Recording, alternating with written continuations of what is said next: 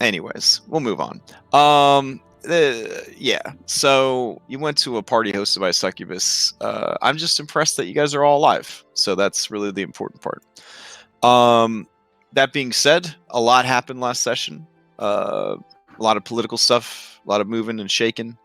You guys kind of woke up the next day a little shook, trying to figure out just what transpired. Everything is sort of a blur of magically enhanced alcohol, whale shit on the floor, and wild, crazy, hit point reducing, exhaustion causing activities. So, with all of that behind you, you guys sort of looked for an explanation for what was going on, and putting your 3 coconuts together, Tari, Illyria, and Nikolai, you guys were able to determine that more than likely, with all of the evidence that you have so far, firsthand evidence even, that yeah, Lady Daggerford is a succubus. So what do you do now? That is the real big question. You guys sort of met in RP on the Discord to sort of kick around some ideas. Now we're going to kind of act on those ideas and see where things go from here. All right, so please, I hand the shell of speaking off to thee, and just call me out if you need particular NPCs. But okay, what shall you do? So I guessing that my ideas first were either I convince Lady Daggerford to like go elsewhere as we poke around her house, or B, we could just go fight a dragon and leave Daggerford for a while, or depending on what's most pressing to people. Okay, those are 2 very extreme options. I support both. Nikolai. Oh, sorry. Go ahead.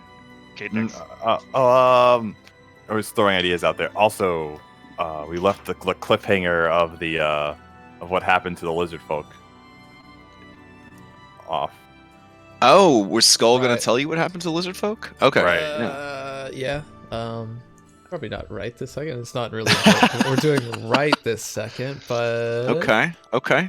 But yeah, Skull will explain that the meeting with the big black dragon that they had didn't go very well.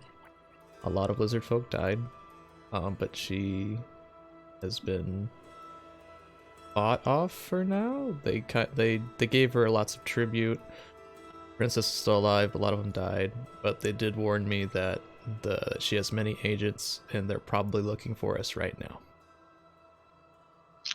Oh, okay. Cool. So part of my suggestion was we probably, depending on what everyone feels like doing, we might want to leave the region for a little bit, which might be beneficial. Okay. I mean, I vote for renting an apartment right outside of Lady Morwen's estate and just staying there for 3 months. Let one problem take care of the other. I mean, that's pretty good. Nikolai would like to talk to Ida and Gellin before we do anything. Yeah. I think. Little Are skeptical. They still in town? Nikolai. Little skeptical about not fighting Succubus and going to fight Big White Dragon. That seems hard too. So, I mean, we should definitely do that at some point. It's not clear that that's going to be easier. We got. Let's see. Does anyone among us a Succubus expert? Because I guess in character, Ferris is like, I don't know. She's pretty tough, I think. Agreed. Can attempt to change her into frog or newt. Can die if that doesn't work, I guess. Yeah, I think she'll be tough. I think the biggest thing is making it still around. Around? Do they leave and go back to Saltmarsh? Gellin said he had business to take care of in the city. And Ida was finishing up some shopping, but it did sound like the two of them were intending to leave, more than likely tomorrow. Cool. And what were you saying, Thagrim?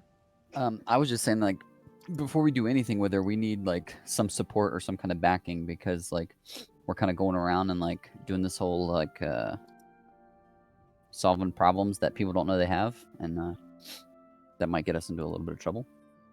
Yeah, what happens when Yeah. you... If say we attack her and we win, what happens then? Is there someone else? Is there someone going to be worse?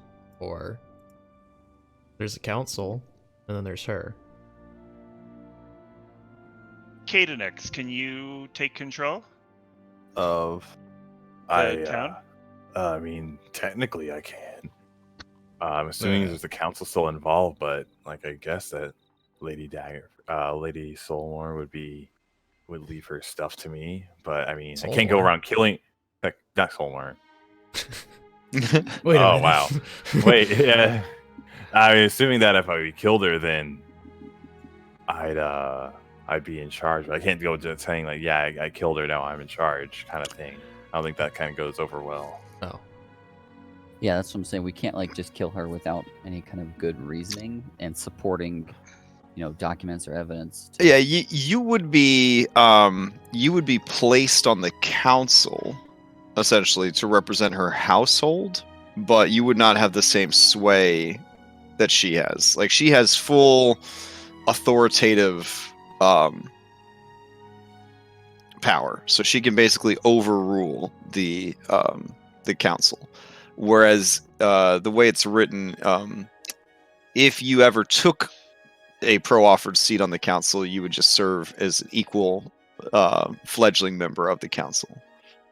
Do we know if any of the council members are like, are they powerful or anything like that? Like, I mean, they are, they're landowners. They own like smaller towns, plantations, lumber companies. Some of them, own like a mercenary company, that kind of thing. None of them have the full like I guess bureaucratic pull that the Lady of Daggerford does. Whereas, she kind of gets them organized, keeps them organized. I'm sure if you asked any particular one of them if they felt that they were the most important and most powerful and most influential member of the council, they would all probably think they were. I'm like known as their like weird adopted son, right? You and your father were again like the Dritzwarden, civil rights movement, blah blah blah. Mhm. You are aliens, right, in this world. And you were viewed sort of as an indulgent curiosity Okay. by the lady, and her forward thinking of always trying to find new and more innovative ways to broker trade and fiscal success. So, Okay. So you kind of represented her foreign interest portfolio. Okay. Yeah. are any of the council members like high-level paladins, clerics, anything like that?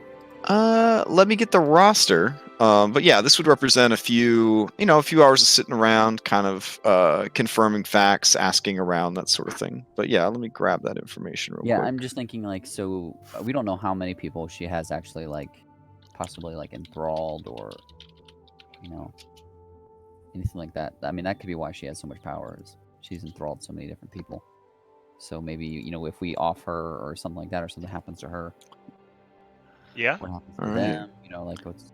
So the Are- Council of Guilds, they, I mean, not to hurt their feelings, but they sort of started up to imitate the Lords of Waterdeep, which, if you're familiar with that, Waterdeep is a very successful, mostly human city Nowadays, way more metropolitan than just mostly human. But it's one of the most successful cities in the Forgotten Realms, and it is ruled by a shifting, quote-unquote, anonymous council of powerful individuals who are the masked lords of Waterdeep. So, as part of their efforts to be more successful, the lady started this council of guilds, and essentially the heads of the town's loose informal trade guilds. So the Smiths Guilds, the Merchant Guild, the Tanners Guild, the Farmers Guild, the Watermen's Guild, the Rivermen's Guild, the Taverners Guild, and then a handful of others. The council also included the head of militia, the Duchess's Master of Arms, the chief priest of the town's 4 primary religions, Shantae, Lathander, Tempest, and Timora. So it's a big council.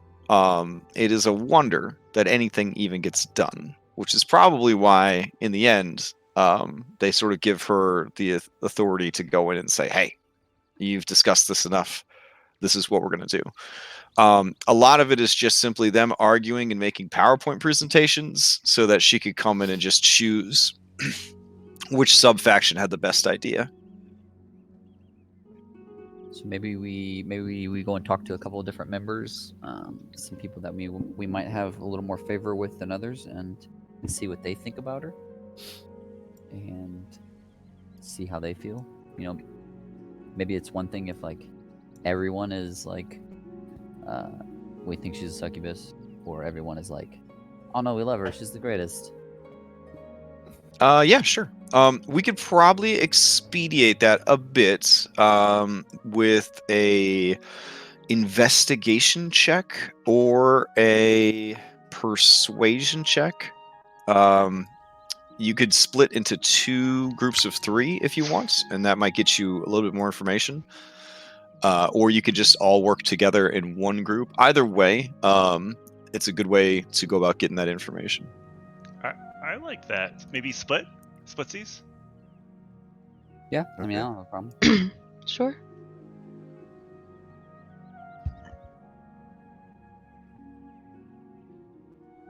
So we go from kind of house to house. Cool. I think it's less of a house to house and more of a trusting Therese instincts as a bard, and maybe Pharos as his instincts as a noble, and Skull is kind of a mercenary type background, so he could probably kind of reach out to some people. Like, each of you has a bit in your backgrounds that would lend itself well to this. I mean, this is a guild of tradesmen, so Thogrim would be an asset here as well. I would just assume that you sort of tap into that those various backgrounds split up. There's a montage of sort of like asking people how they feel and what do you think of the Duchess? What do you think of how things are going, et cetera, et cetera. These are the kind of questions you're looking for. Or are you also trying, I assume you're also trying to dig for nugs, like, I hate that bitch, that kind of thing. Like, you're trying to see, okay. Yeah, she did that weird thing last night. We don't trust her. Okay. Yeah, something, because you never know like who really or who she has enthralled, and we don't want to tip her off or anything. So it's basically like small talk until like, when somebody comes up with it, like, I can't stand her. Like, oh, really? Or like, So. that person used to be totally normal, and now, that person used to hate her, and then all of a sudden he can't stop talking about her or something like that. Sure. Okay. So you do a lot of asking around. Do you do it as do you want to do one check one check with advantage that everybody helped out on, or do you want to split into 2 different teams? Why don't we do that? Why don't we do 1 investigation check for the whole team, and then 1 persuasion check for the whole team? Both checks can be at advantage. Cool. I assume everyone's all right with me doing the persuasion check. What is it? I think you have +6 or plus 10. Oh. Ooh. Plus 10 plus the 6 from plus an extra D6 yeah. from the ring. Yeah. Oh And man. I have +7 on investigation. I don't know if anyone is There you higher. go. Okay. All right, let's see those checks. Oh yeah. Okay. So you spend a good deal of time. Let's see just how much time. Oof, yeah. So 25. Yeah, 27. you guys travel far and wide. You spent a few hours in the early morning taking care of Tari and sort of recapping the night before. You spent a few hours in research, trying to figure out what's going on down at that bookshop. You guys agree around lunchtime, like 11 or so. Like, we've got to get to the bottom of this mystery, gang. Let's split up. And Pharos is like, I'll take Velma and Daphne with me. Skull, you take Scooby with you, kind of deal. And you guys split up, and you began exploring every nook and cranny of the city. This took you to the highs and lows. It took you outside of the town. It took you down by the river. It took you to the tannery, to the bridge. It took you to some of the nearby farms. You guys spent 6 hours. It's like 5 in the afternoon. Everybody is heading back to the predetermined location. Is this the wine cellar of the tavern that Tari has basically turned into Tari's clubhouse? Mm-hmm. Yeah. Okay. All right. So, during this time, the most disturbing thing that you both return with is there are no real strong complaints. It is a very Stepford Wives situation. Like, everyone that you've talked to, be it poor or rich or farmer, riverman, just town crier, when you bring up her name, their mood elevates. Their eyes sparkle. There is a smile in their voice as they describe the prosperity and the opportunity that she has brought to Daggerford and to their lives. In small doses, right? This would seem really nice. It would seem pretty, pretty great. Like, wow, man, that is great. But to hear it over and over again, with that same sort of sparkle in the eyes, that same sort of like, she's so great. It starts to feel wrong. It starts to feel off to you. Are you hearing like similar phrases of like?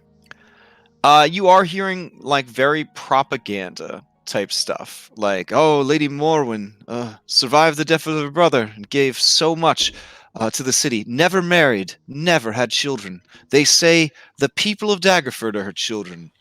She's married to the city itself," and so on and so forth. And yeah, I yeah. think you're right. I think she is married in sort of a way. Yeah.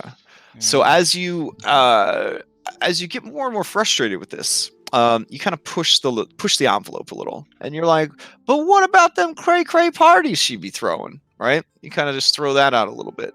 And this is often met with laughter and blushing and excuses. Well, you know how nobles are. They have to cut loose every now and again. The pressures of running a small budding nation, like, it would get to anyone. Who are we to falter? It's not like her brother, who is so debased and like addicted to alcohol and this and the other thing. Like, she's always in control outside of her manor in a public place, and she always does everything she can to represent us, and blah blah blah. So as you kind of put forth these, like, well, what about the $600 million on security so she could play golf? They're just kind of like, no, that it's stressful. It's a stressful job. She needs her relaxing time. She needs to unwind. It feels like every push to try to like get people to say that, oh yeah, it really does drive me crazy, it makes her seem even more endearing to them.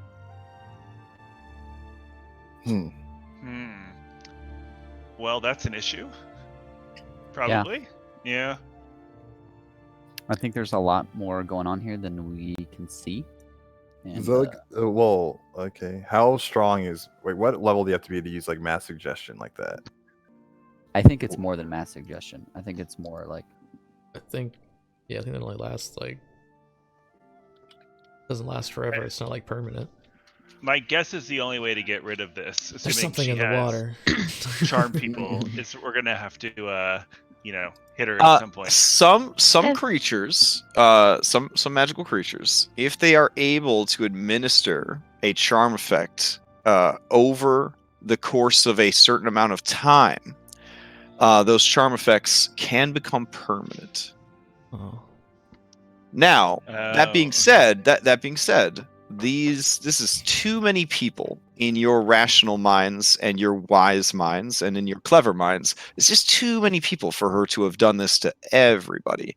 You do use detect magic. You split the teams so that you have two different detect magic users, and these people are not ensorcelled so much as they are just drinking the juice golem blood. You know what I'm saying? Like they are really they really believe like all the hype and propaganda. This is the magic of propaganda at work here. There's no Yeah. spell to break here. Well, there's certainly a spell, but the spell is completely mundane, and it can be broken. It's just not so easy as dispelling magic.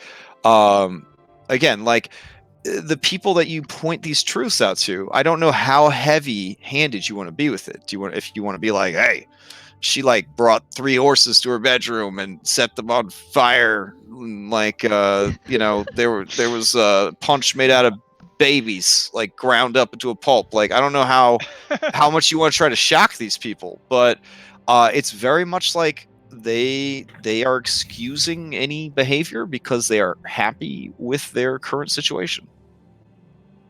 If you bring up danger, they just bring up that she is always ready with a coin purse to hire adventurers to take care of any problems that arise within this area.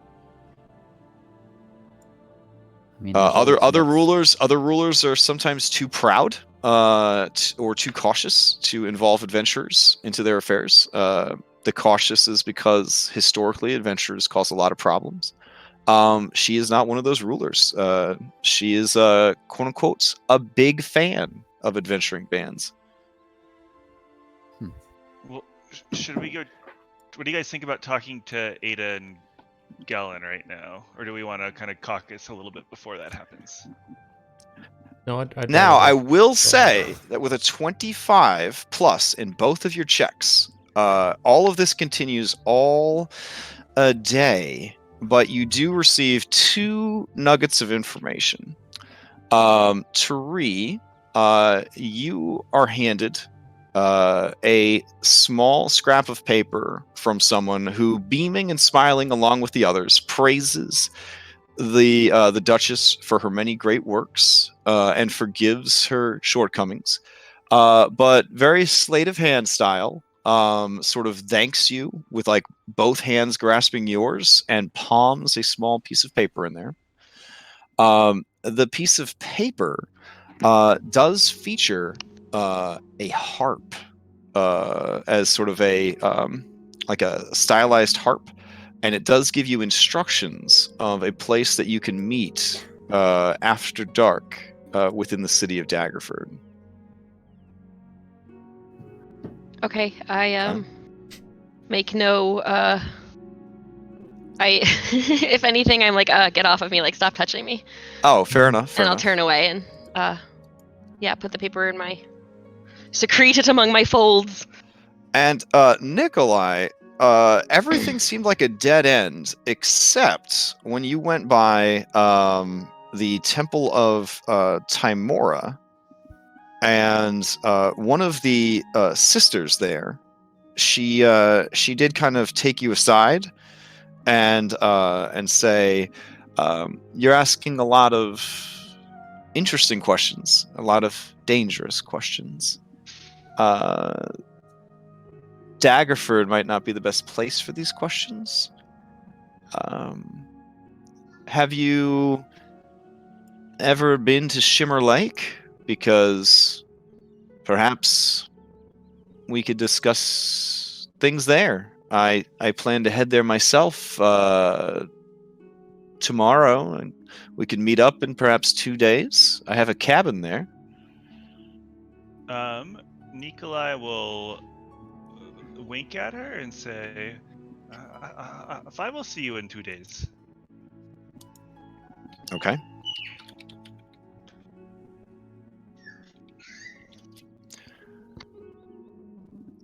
All right, so those are the 2 nugs you got, but neither of those individuals is willing to talk openly about it.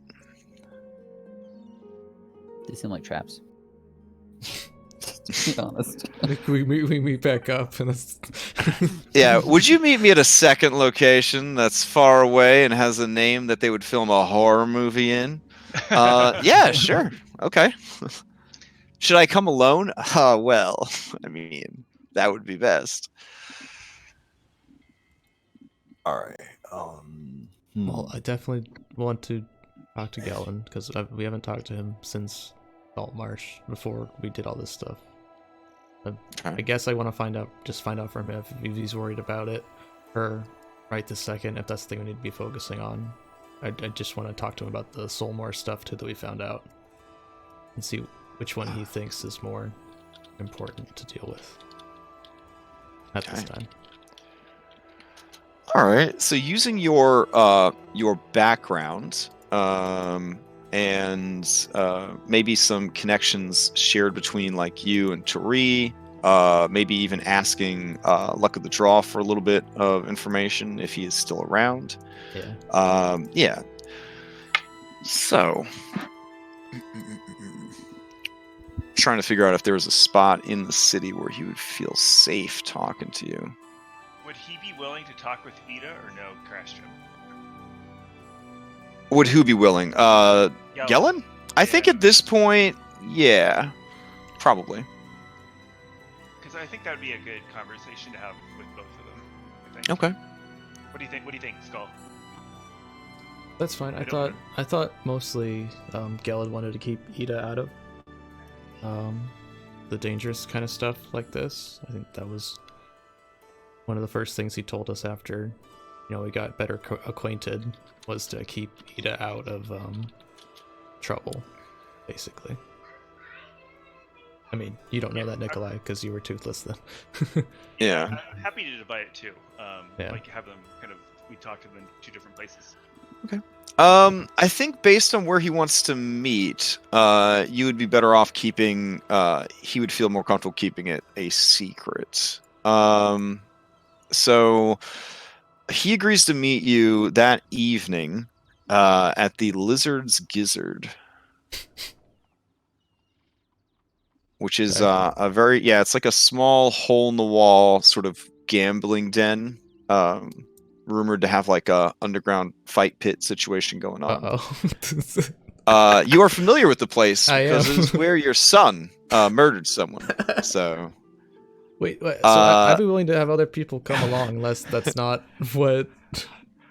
I mean, at this point, I leave it to you. You have been playing this character for a while. Whatever you think is best. But that is where he agrees to meet you. There is also the matter of Tari and whether she is going to follow up on the harp note.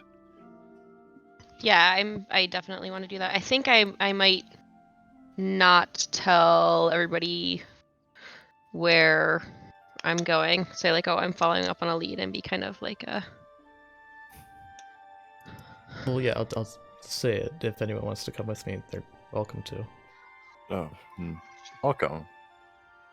Just to split the party 3 ways, I'm gonna go to talk to Ida. Crash. Sure.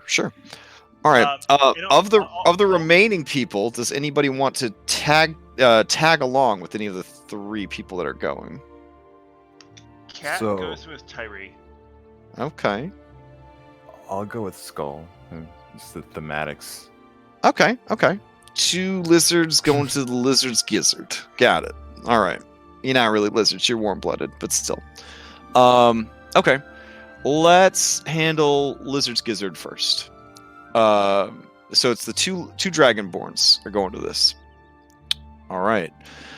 So Lizard's Gizzard, a lot of dark wood, a lot of brass, a lot of tables set up for Dragon's Ante, couple of showgirls, a couple of showboys, lot of pipe smoke, a lot of illegal drugs being dealt and used.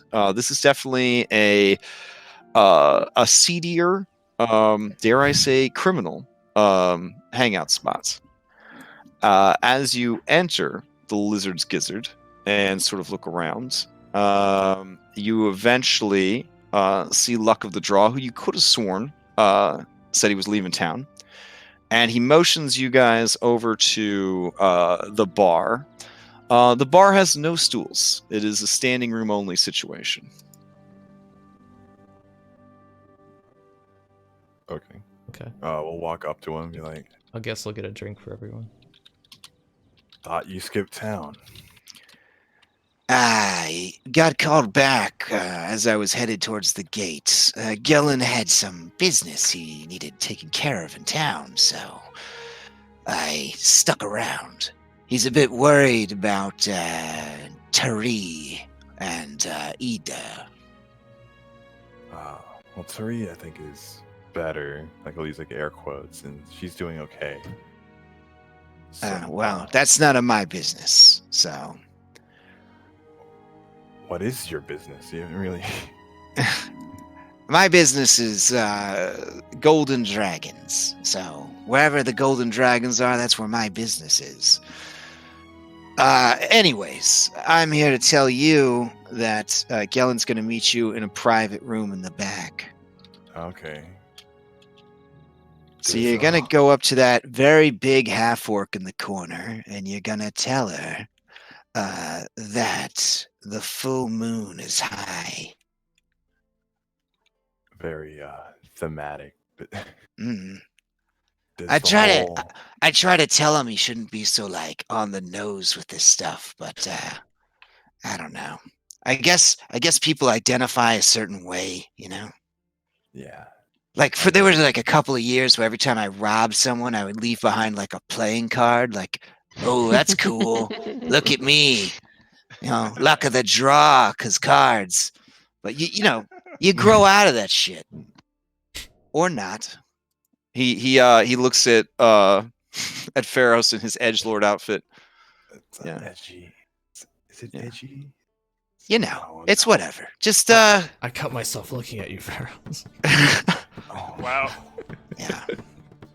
Yeah, I used to have 11 fingers till I started hanging out with you. Just sliced one of them off one day. Just so edgy. Yeah, just go do your thing. I'll be out here fleecing sheep and keeping an eye out. Okay. Well, don't let the dogs bite you. Yeah, I get it, because I'm a cat. All right. Skull rolls his eyes at that dog comment. All right, so you head to the back. Yeah.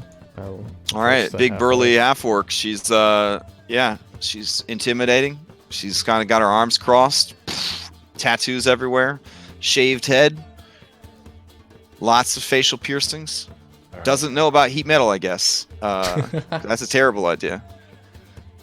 You know what? It's D&D. They're bone piercings. Nobody would be stupid enough to get metal piercings in their face. Yeah. Okay. Yeah. All right. The full moon is high. He kind of questions like, All right. She kind of looks at you, scowling, and she says, "I heard there was only one black dragon coming." well, we come together, you know. Oh, Yeah, she guess. cocks an eyebrow. Phrasing. Yeah, you know what? We have a third one. Do you have the little Oh. showing the little one? Oh. I guess you'll have to wait outside, Pharaohs. Hold on. And she kind of like steps through the door that she's standing in front of. You hear it kind of latch behind her. All right. Moments pass. It's awkward. Where do you keep the kid? The kid is demanding in Draconic that you go to the basement for more murder. He reminds you, Skull, you fool! You remember? This is where I killed that man. There's plenty more to kill. Just give us a minute, and then you will get. Well, I don't want to go to a meeting with that guy. I want to go downstairs and fight. You're such a good dad. How about I go down and fight with this big doofus here, and then you guys come pick us up when you're done with your meeting. Sounds good to me. Nothing could Come on, possibly go wrong. doofus. Let's go. I'll show you how a real man fights.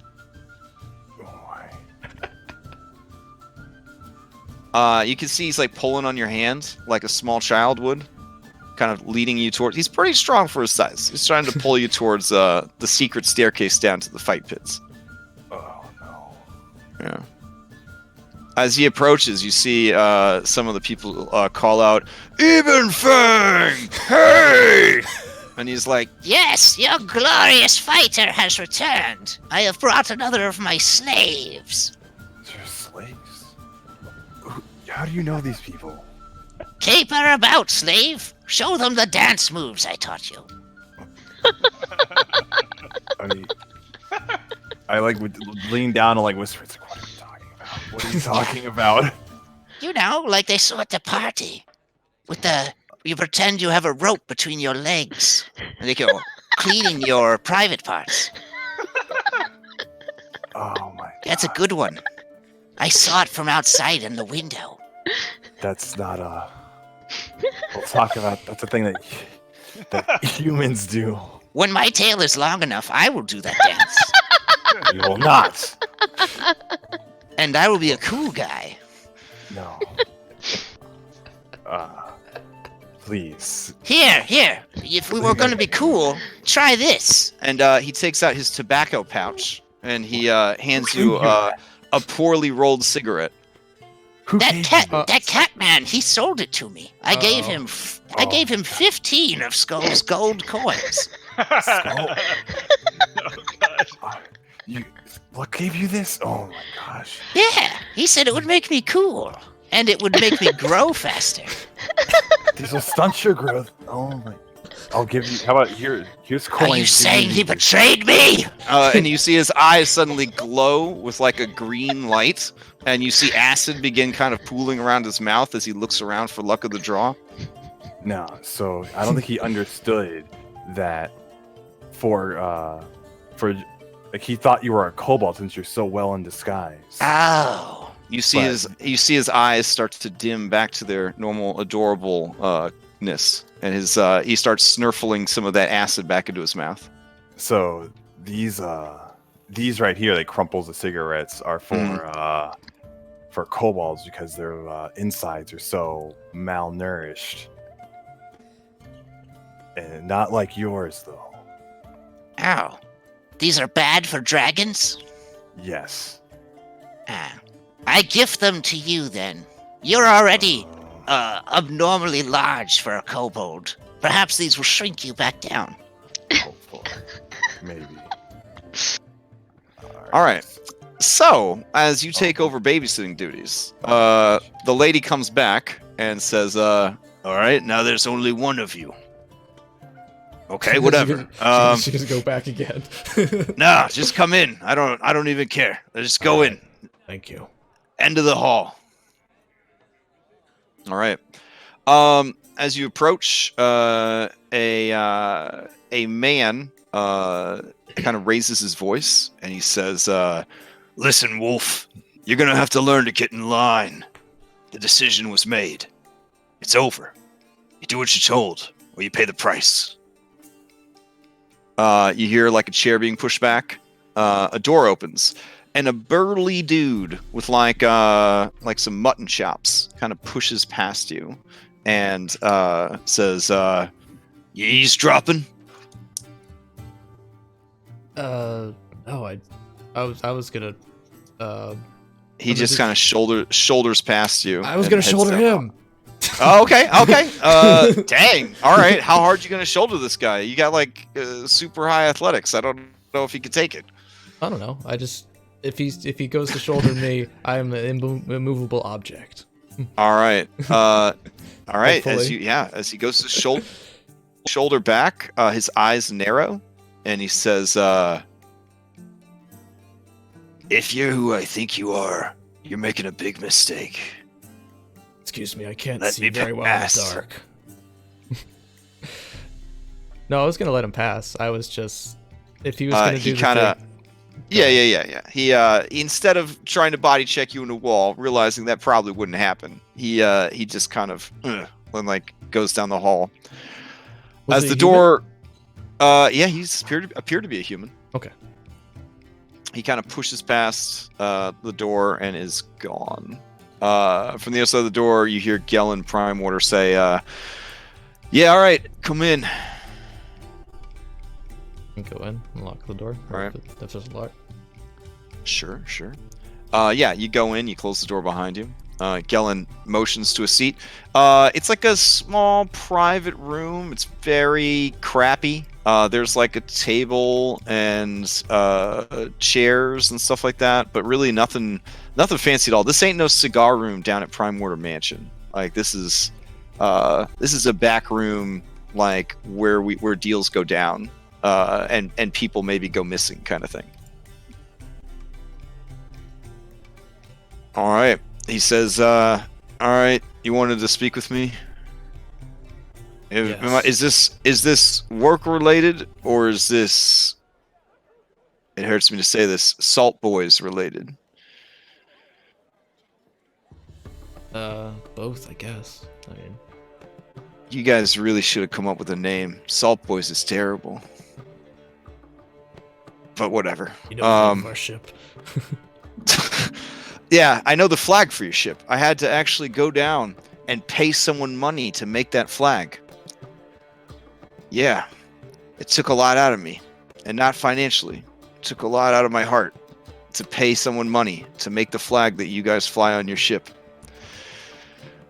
That being said, the unicorn came out really adorable. So what do you have for me? How is Tari? She's a valuable asset. I worry last night might have been too much for her. And since I'm the one that sort of asked her to put herself out there like that, I feel responsible for what happened. Seems to be alright. Thogrum used his magic to cleanse whatever the lady ensorcelled her with, or whatever mark she left on her is hopefully gone. Yeah, that lady's not normal. I would say vampire, but I'm confident that she's not a vampire. So I have a list of possible things that she could be. I'm still trying to work my way through it. But I'm pretty sure whatever she is, she's dangerous. But either way, she's managed to buy her way in to the pockets of a lot of people higher up on the chain than me. Half the guard in this town are provided by the Zentarum. Oh. Yeah. That doesn't make things very easy. No. So what's the play here? Well, Do you feel the play, like we should move against her now, or I mean, here's the thing. If she's taken out, the one flaw in everything that she's done is, from what I could tell, she's left no one behind to carry on her legacy. If she just happened to go missing one day, there would be a big to-do about it. But ultimately, I think the town would move on. The council would finally feel like they had their day in the sun, and they'd also be so busy fighting over the scraps she left behind and the empty seat of power that they'd either tear themselves apart or at least be distracted for the significant future. That would leave Saltmarsh enough time to get back on its feet and firmly establish itself in a way that the temptations of Daggerford would no longer be appealing. And the Zents, for their part, I mean, we're a very money centered organization. If they see that Saltmarsh is producing on its own, and they see that the source of all the money from Daggerford is up and gone, they're going to change their focus. In fact, they'll probably spend a good deal of their own money manipulating the remaining council members to make as much money and power off the situation as possible. Honestly, it's a win-win situation. But it's not the kind of situation that I could sell to the rest of the organization. It's one of those times where you have to kind of act on your own and hope that your guts are pointing you in the right direction. It's the kind of job that, yeah, I'm gonna fucking say it, Skull. It's the kind of job that you need a small, specialized team to do. Not a big fancy organization or an army, but maybe like 6 highly trained individuals, each bringing their own unique set of skills and talents to the table. That's who I would need to take out Lady Daggerford. I've got some people back in Saltmarsh that I thought about tapping for it. I was going to offer them. Let me know if you think this is fair. 50,000 gold to take her out. What is Skull's reaction to that monetary number? Do you feel like you would need to roll a deception check to hide his reaction? Or a performance check? Sure, why not? That'd be Okay. All right, your choice. You could ask him, it's 6 level 7 people. Deception. And if it's Okay. You terrible- play it cool. You play it cool. You play it cool. And he's like, the problem is the leader of this particular group of mercenaries. She's completely insane and power mad. I definitely would prefer to hire someone I could trust implicitly. And he kind of looks at you meaningfully. But what I'm asking you to do, it's like a suicide Black Ops mission. Like if you get caught, for the sake of Saltmarsh, I can't acknowledge any of this happened. Only if you succeed. Right. But So again, higher- if you're not up for it, I have another group in mind.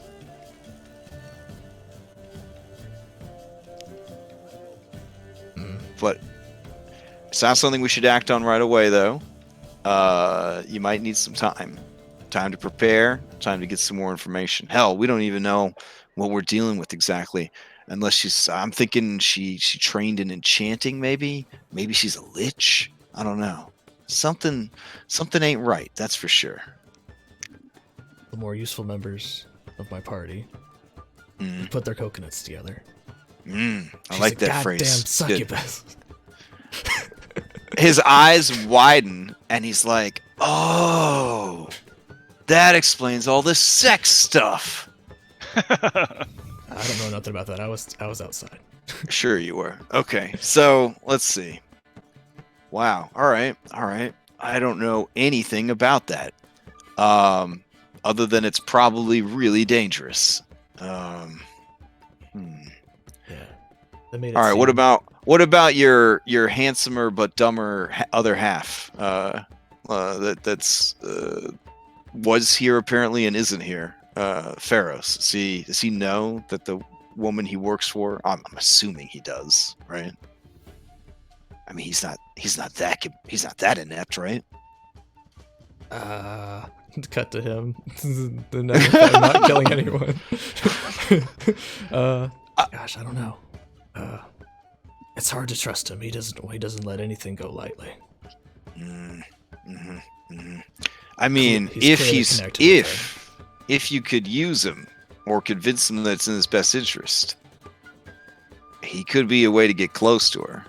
But he could be too close to her and completely compromised. Okay, well, we'll probably need time to consider this. Yeah, why? Yeah.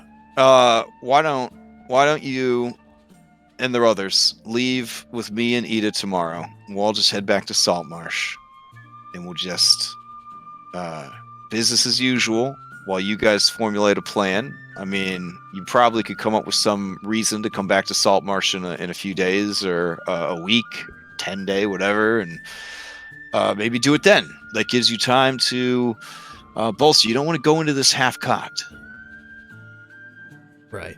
Just one other thing I Also, wanted- you could find out if she's going out of town for any reason, because sometimes nobles and businesswomen and stuff like that they travel, right? Like I had to leave Saltmarsh. No doubt that people tried to break into my house the second I left town. No doubt they tried to break into my house the second I left town. hope they didn't find that cursed blood gold.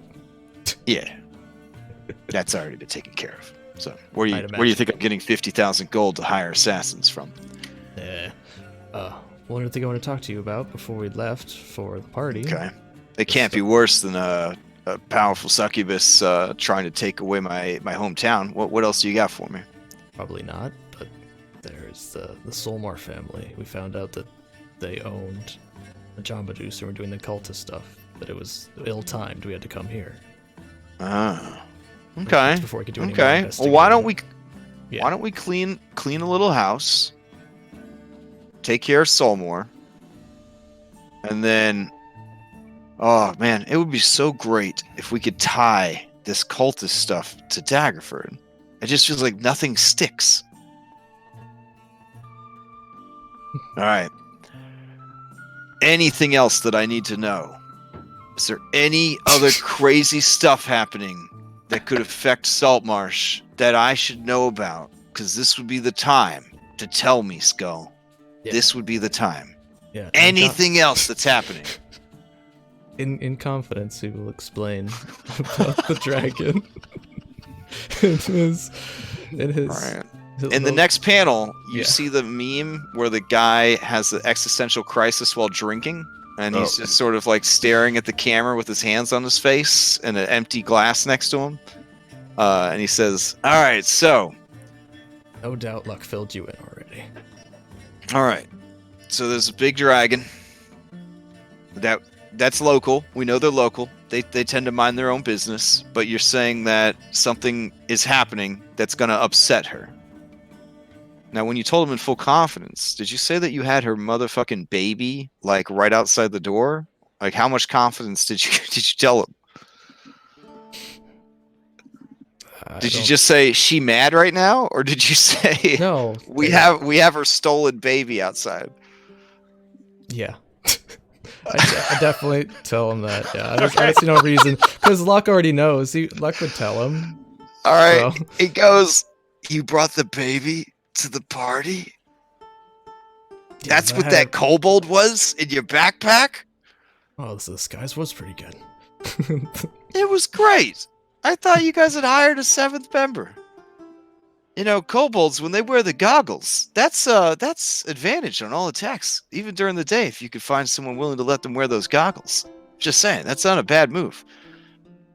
So that was actually the baby that's got her riled up, the baby that she's gonna go just destroy everything trying to find this baby. That baby is right out those doors right now. Yeah, and I've sworn myself to protect it. All right. Pharos, at this point, you're having to explain to people why your kobold was able to spit acid and melt their dartboard. And that the kobold is insisting that he has won because he has destroyed all the other thrown weapons in this test of strength. And therefore, he is the greatest because his weapon was stronger than their weapon.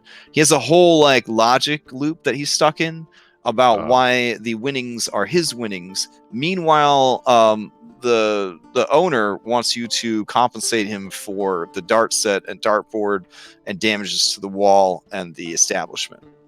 Okay. How much are we talking about? Oh, it's going to set you back at least 20 gold. Whatever. He eye rolls. It's like, here's 30. Let the kid play. Nice. All right. So back in the room.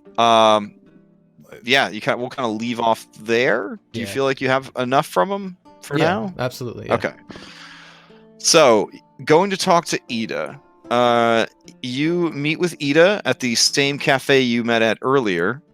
She has taken a liking to the place. She is having a cold soup with a pickled fish and a salad for dinner. She is delighted that you've offered to join her. Do you bring anyone with you to this meeting? Nikolai Constantine, third of his name. Anyone who would like to come. Okay. Maybe not Pharaohs. Sorry, Pharaohs. Illyria and Thogrim, you want to go to a nice outdoor cafe and enjoy some quality food? It's better than the TGI Fridays that serves lobster wine. I'll look for a book on Draconic while they're Okay. doing that. All right, I'm so you gonna be making hooch. Okay. All right. So you're gonna go look for books on Draconic. Okay. Maybe even like Draconic lore for the Sword Coast or the region, that kind of sort of thing. There are some pretty famous dragons in this area, so there's plenty of stories written about them that might be useful. All right, so it's just you. You sit down for dinner. Do you get more of the same, or do you go for a more like meat centric deal, or what is? I'll order exactly what she ordered. Oh, okay. It's pretty good. It's like a melon soup, so I don't know. Yeah. Yeah. Pancetta would have been good on top, but whatever. Yeah. Yeah. So Ida says, Yeah, so my time in Saltmarsh, my time here is over, and it's going to be time to head on home tomorrow. I know that for the most part, our contract was an open-ended thing, and from what I understand, you're a member of. She kind of like smiles broadly. The Salt Boys now. So I understand if our relationship will just be as former employee and employer, and perhaps just friends. I would not want to hog your exceptional talents for myself when I know that you could do so much more good for the whole community working with the others. Nikolai, I appreciate that, Ida. I will work for community, but also I think that will continue our good relationship. And he's trying to is there anyone in this room, by the way, or is it just us? it's an outdoor cafe, so there are other tables with people and stuff.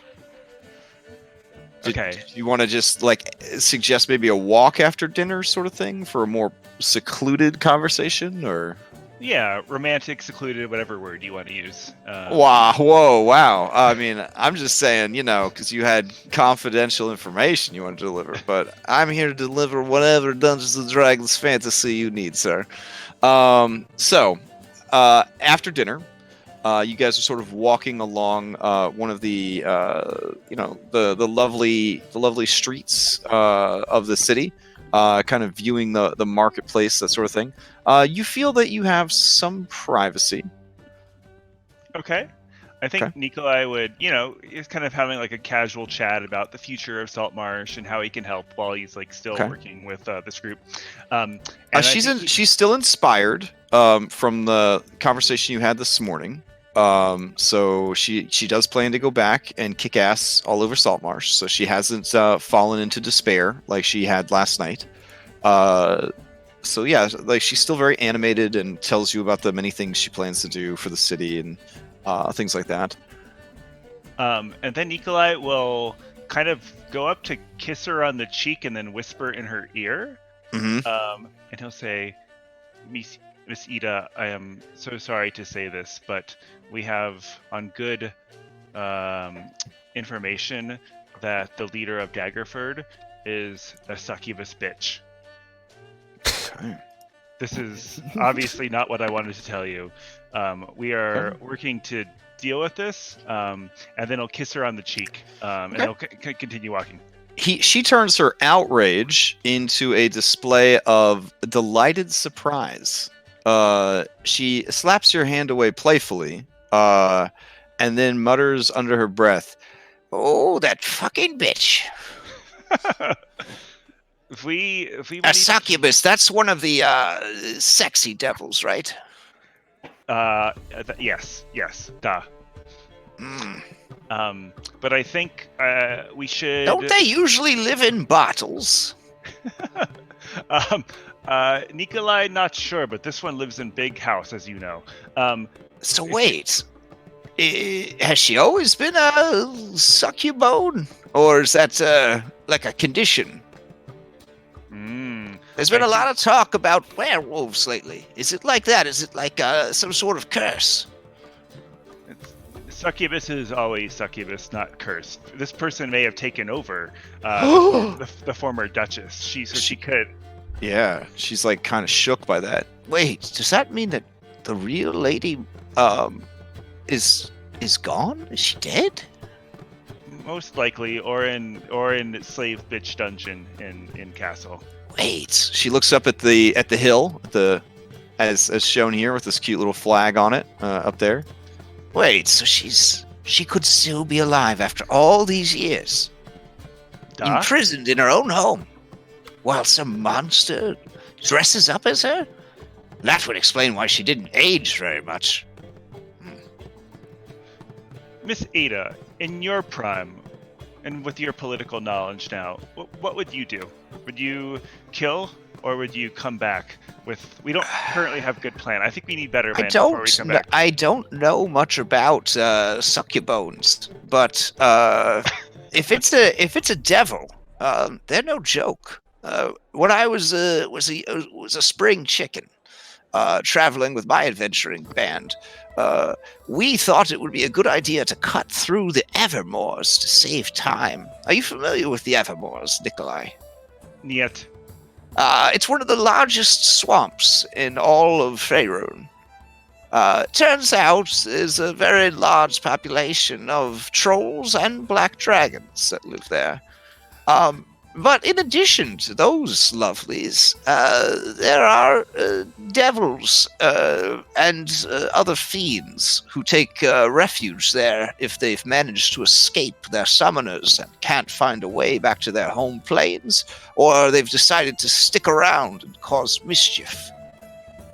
We ran into one, a spiny fella covered in barbs. We killed him. And, did we celebrate? We danced around his body. Some people may have urinated on it. But the whole thing, within moments, had turned to brimstone and crumbled to dust. Well, we went on many adventures after that, and when we finally returned home, it was to dire news. One of our number, she had a husband and children that she would send letters home to. And when we returned to their farmstead, they were everywhere. Literally turned inside out and hung like garlands from her home. There was a letter left for her in the script of devils. And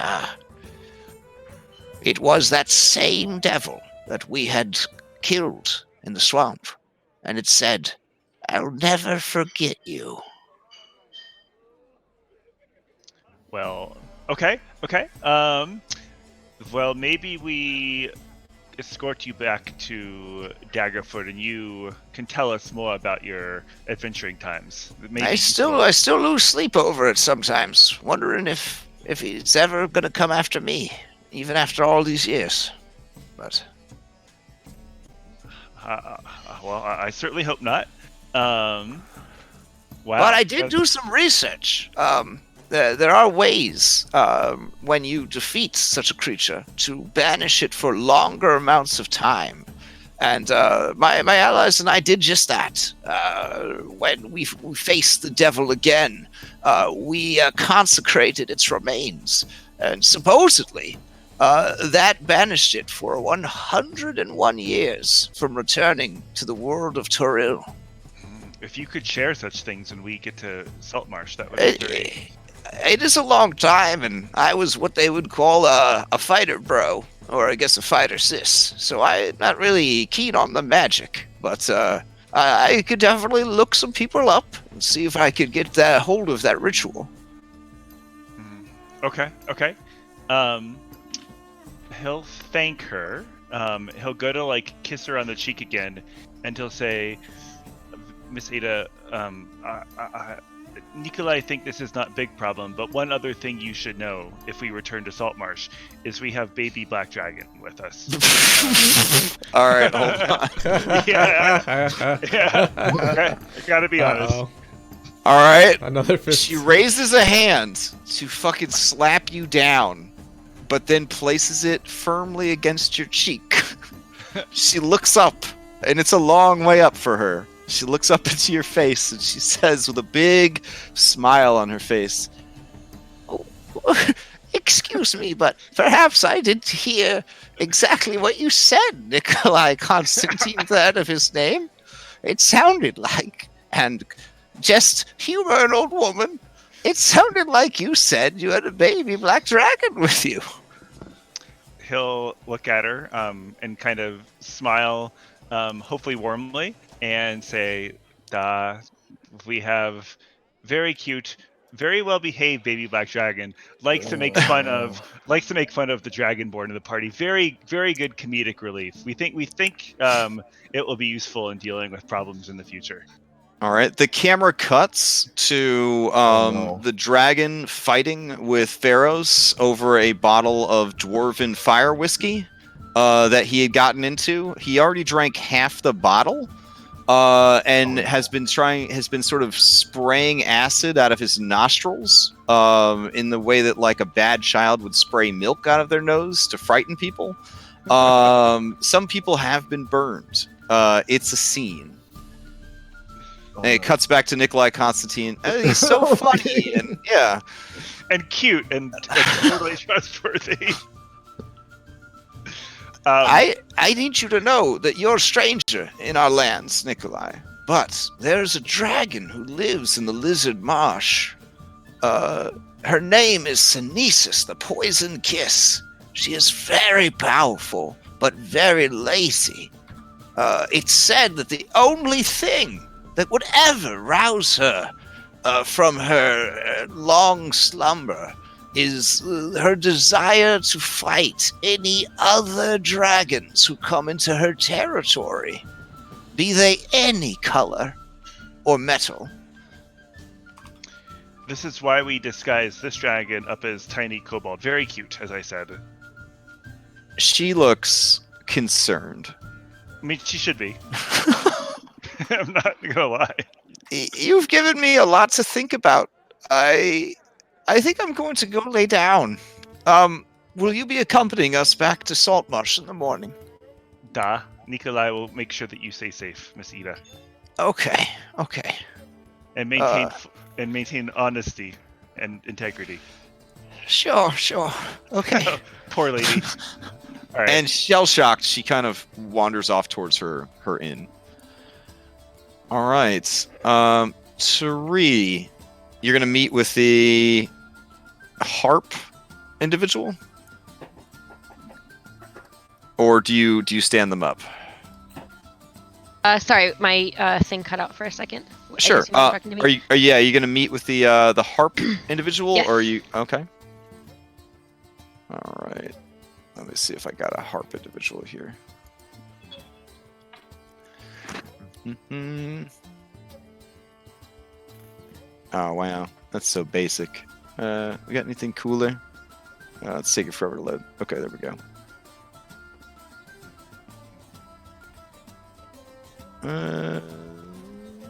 Yeah. Okay.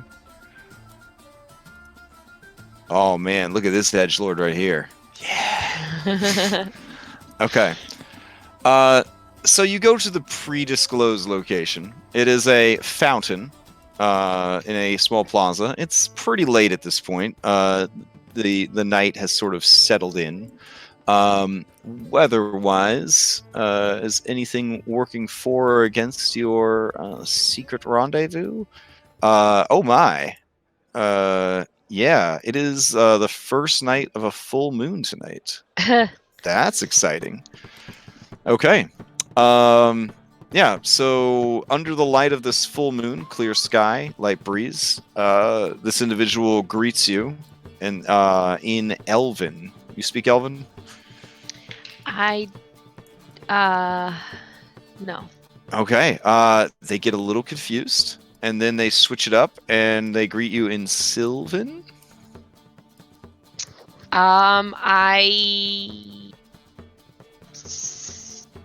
I look. Okay. Yeah.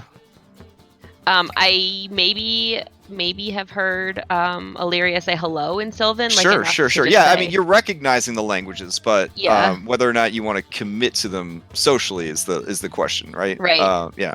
No, I think I would bungle hello terribly. Okay. Yeah. So this Uh, individual seems really yeah. confused, based on appearances, and then kind of looks at you with great interest, and then in the common tongue says, "Interesting. I'm not sure what you are, but you are asking the right sorts of questions." From whose perspective, if I might ask? From people who wish to see tyranny and corruption undone. Tari sort of involuntarily straightens a little bit at that, sort of driven by the same value, but not really wanting to say that out loud. But Sure. that they would probably notice a change in my. Let's just cut to the quick. The Zentarum. You're no fool. You know who they are. Yes. They have infiltrated most of the major cities on the coast. Daggerford is no exception. Lady Morwen invites more and more of their ilk in each passing day. Her methods grow more and more efficient, but often at the expense of the individual. However, she's firmly entrenched in her seat of power and has all of the nobility of the region on her side, and has a way about her that makes her popular with the peasantry and the working class alike. We've been keeping a close eye on her as she opens the doors to her city further and further to our enemies, the Zentarum. I think I would sort of reflexively do an insight check to see if I thought that he was a person that I could trust. Okay, sure. Okay. This individual is an exceptionally good liar and possibly a spy of some sort. But you do see through their deal. You also estimate that they are a Shadarkai, which is a type of elf that took too many edgelord vitamins as a kid. And they are just sort of like, they are legitimate in their concerns about the city and their dislike of the Zentarum. Yeah. Okay. I'm not supposed to reveal too much about who I am, what I'm doing, or what we're about, but I have done my research in the intervening hours from the time you were asking questions and the time I have found you here. I've heard of the great deeds that you and the other Salt boys have accomplished in and around Saltmarsh. The work you do against the cultists who abuse and kidnap the innocent. I have concerns about your involvement with Gellin Primewater. We fear that he may have been compromised at some point by the Zentarum. Interesting. Do you know anything about that? No, I mean, he asked me to keep an eye out at an ear out Sure. At the Go ahead party, and give but- me a deception check real quick. Sure. Let's see. Okay. All right. He says, well, be careful around him. By all accounts, he is a good man with a rough past, but the Zentarum have a way of changing people. I look up at the sky to the full moon and say, especially on nights as well lit as this one, and look at him meaningfully to see if he has any All right. He's like kind of confused. Are you a worshiper of Salune? Is this something significant I need to know about? Do you need a moment to pray? No, I meant more, have you heard the term wolfish grin? He really brings that phrase to life, if you know what I mean. My dear, are you making an accusation that one of the most influential and powerful people in the city of Saltmarsh is a werewolf? Of course not, no. Because that could be problematic. I will tell you, though, that I do believe Lady Morwen to be a succubus. All right, hold on a second. Their face is unreadable. They're just like, oh, is that what you think? Well, this has been a lovely chat. You seemed confused. Did you not invite me here? I did. I wanted to let you know that there is an organization working very hard to protect the people of this region. And I wanted to sort of get a better idea of the sort of person you were and what your intentions were. It sounds like you are very well informed, and having information is one thing, acting on information is another. Do you intend to move against either of these supposed fairy tales that you have mentioned? I do not act alone, and we have not come to a final decision.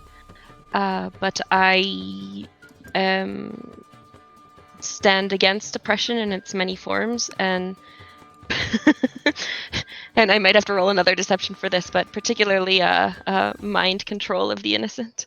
Okay, yeah, go ahead. Yeah, give me another deception check. I mean, I'm not. And then mind I don't think no. that I think that I do that necessarily. I think that I'm. Oh, for sure. But maybe there's some underlying guilt Yeah. there. He kind of waves a hand, and they're like, that is neither here nor there. Enchantment magic is a birthright of all Fae, even those disconnected from their own culture. Here is the deal for you. I'll continue my investigations and operations here in the city. If you and yours need an ally or resources in Daggerford, simply approach this fountain and throw in 7 silver pieces, 1 heartbeat apart. Then sit. Someone will contact you. Thank you. Truly. And is there anything that I can do for you? If you do decide to act, know that you act against a dangerous individual. And if your suspicions are correct, and they are, you should be very, very careful. And he kind of looks meaningfully over at the house up on the hill, essentially. Okay.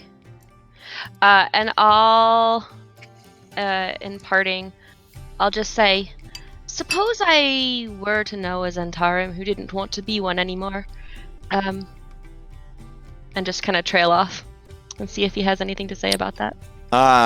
rehabilitation of Zents is but one of many things that we can offer. It is easy to fall in with the silver-tongued serpents, but climbing free of their viper's nest is something that takes work, and those are things that we are willing to offer. And I'll say, I won't ask your name, but it was, thank you for meeting me, and I'll remember what you said about the well and I'll look up at the tower, and then I'll leave unless they have any other final parting words. No, at this point, I thought it'd be pretty cool if I disappeared in like a cloud of like shadows, sort of to impress you. But I might draw too much attention to us. But I want you to know that that's something I could do. So, I'm impressed. Okay. Impressed. Okay. They kind of fumble a bit and then pop their collar and walk away coolly, their heeled boots clacking on cobblestones. All right. In the bookstore, where you were looking for books, this is the same bookstore you went to earlier where you paid to access their private sage collection. Yeah, no? Ness, who is also Illyria? Oh, I'm sorry. Oh, no worries. So in the fancy bookstore, you are sort of looking around for books. They recommend you check the essentially the Fables of the Sword Coast section, where you begin looking for tales of the many famous dragons of the Sword Coast. Of course, there is Clouth, Old Snarl, like the greatest of all red dragons, the size of a castle. Big, lot of books written on him. There's books about like Icing Death, who got taken out by Dritz Stuarden and Wolfgar of the North. You kind of are like kind of reading through, trying to find it. There is a book that is been misshelved. And as you kind of just out of curiosity, sage background, take it out, you kind of flip through it, and they're mostly just everyday stories of everyday people who have sort of just met through happenstance, and the bard who collected the stories just felt like they were worth telling, sort of thing.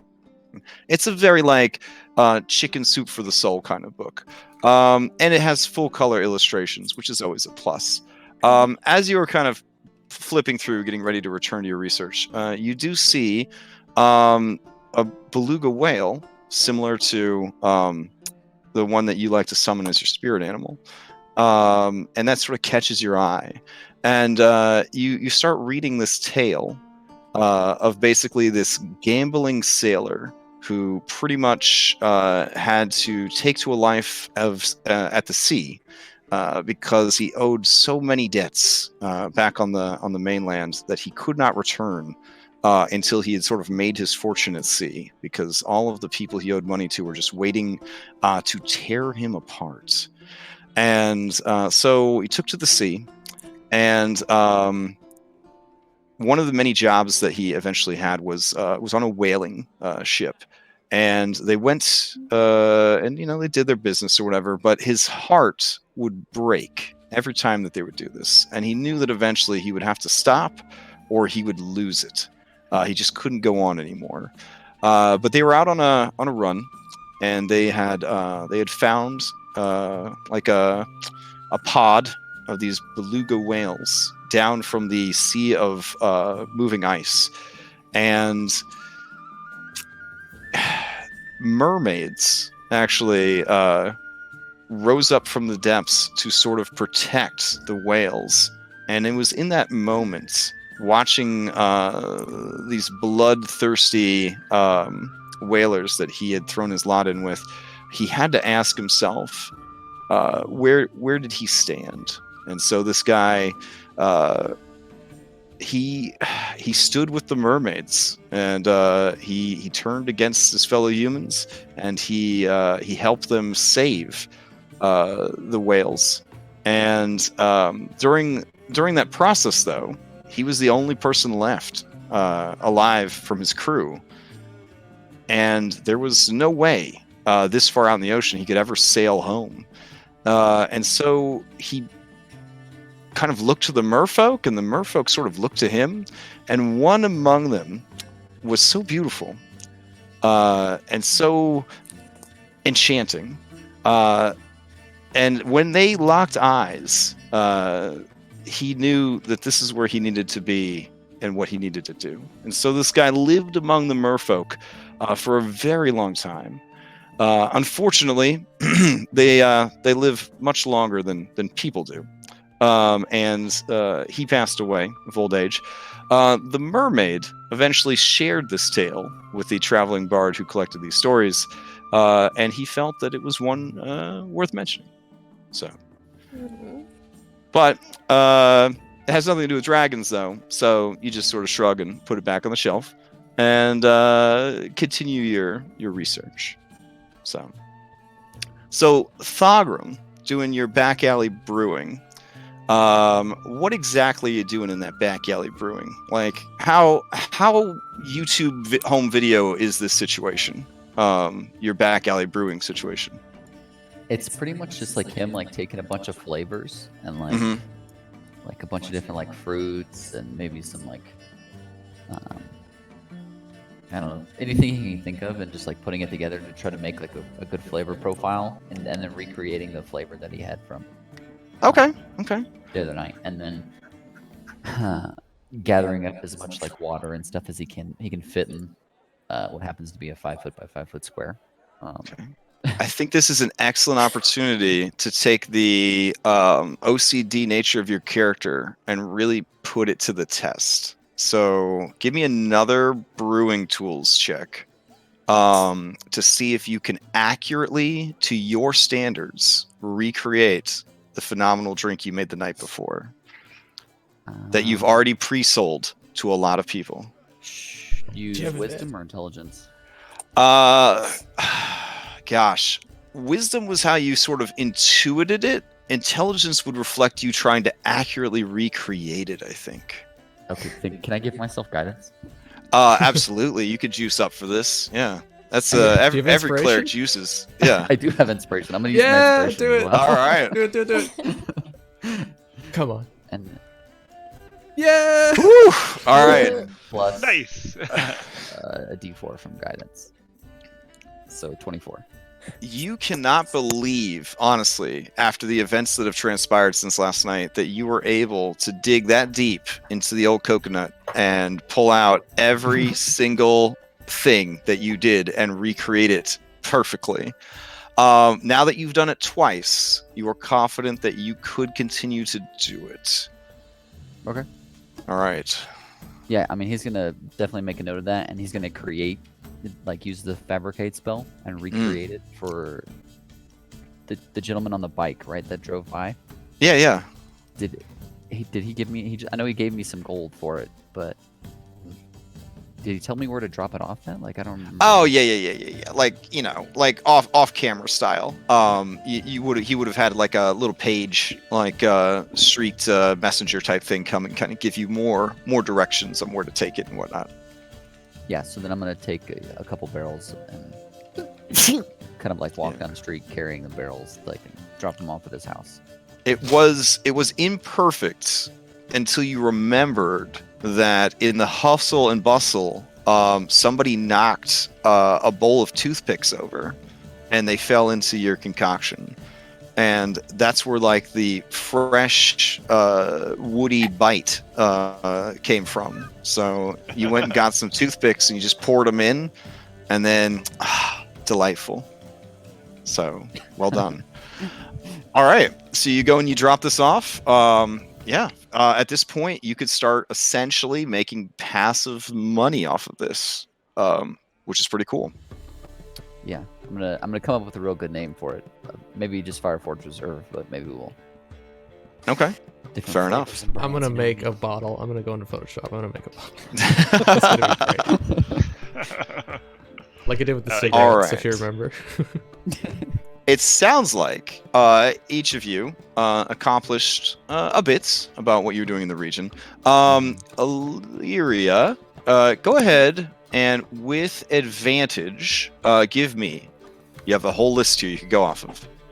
Knowledge nature, arcana, or investigation. Give me and you're a sage and a beastmaster, so you will have advantage to this. So go ahead and give me any of those 3 rolls to sort of represent what you find out. Okay.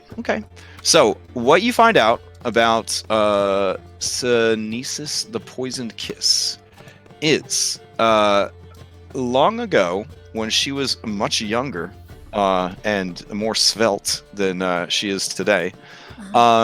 Sinesis the Poisoned Kiss received a prophecy from one of her lizardfolk worshippers, like the shamaness of the tribe, as it were, that she would always rule the lizard swamp and always grow in size and power. The only thing that could ever pose a threat to her would be her own blood. Okay. And after receiving this cryptic sort of prophecy, she realized that she had recently mated, and when she laid eggs, she smashed them, and worried that smashing would not be enough, that perhaps her enemies might find a way to make a poison from the smashed remains. She ate them. What happened, though, is that she, at least in her own mind, felt the power, the potential of those children be absorbed back into herself. And so began a gruesome tradition that every few decades she lures a mate into the lizard swamp, mates with them, kills them, and then eats the eggs to bolster her strength, her size, and her power. She is a horrible creature, is basically what you take for all this. Vindictive, cruel, arrogant, vain, lazy. She is the worst. There are evil dragons that actually contribute quite a bit to the society of the Sword Coast, like good old Clouth, for example. This one is garbage. The problem is she is very powerful and very well fortified in her lair beneath the lizard swamp. Her power is such that all of the water near her lair is acidic in nature, and the plants and animals serve her, essentially, somewhat mindlessly, but they are her eyes and ears and talons within the swamp. She is also worshipped by, and has been worshipped by, a tribe of lizard folk for a very long time, and that in and of itself grants her a certain degree of strength and power. The saving grace of the region, and there is information on her just because of her closeness to Daggerford. The saving grace for the region is her laziness. She really just sits in her lair and is adored by her lizard folk. Occasionally her lizard folk raid other tribes, other humanoids, sometimes even humans and demi-human travelers, and they just give her everything because lizard folk, they don't need wealth, so they don't really care. So yeah, she's been content all this time. Sages such as yourself speculate that this is the equivalent of living next to a dormant volcano. Everything is fine until something causes the volcano to erupt. Oh, we've caused it. Yep, I think so. Now, The that's just, yeah.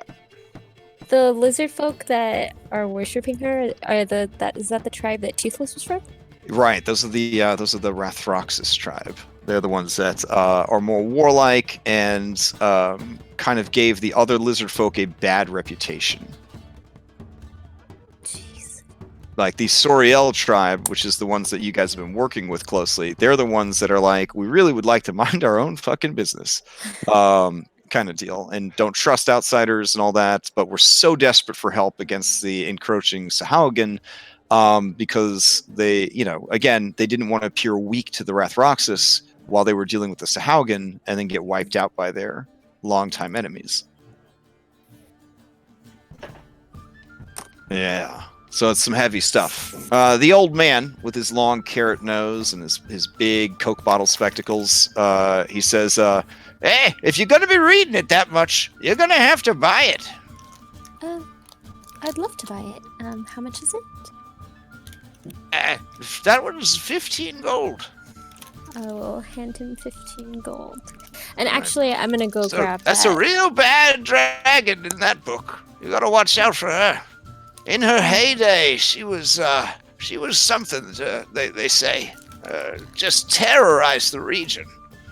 I'm sure. They speculate that she was the one that wound up the dragon that caused the big problem with Daggerford. The big problem with Daggerford? You must be from out of town. You know, when Lord Duke Daggerford, he hired those adventurers to deal with the dragon problem that he was having, and the stress of it just was driving him crazy, and he started acting all sorts of weird and depraved. And then those same adventurers had to come back and take him out as well. It was a tragedy. The halflings made a play about it. Really? That's quite interesting. Can I actually go and grab that other book that you mentioned? Oh, the Everyday Slice of Life book? Yeah. Okay, yeah, sure, you can go ahead and I'll grab buy that as well. Okay. All right. He says, it's just 2 gold. 2 gold. 17 gold handed on over.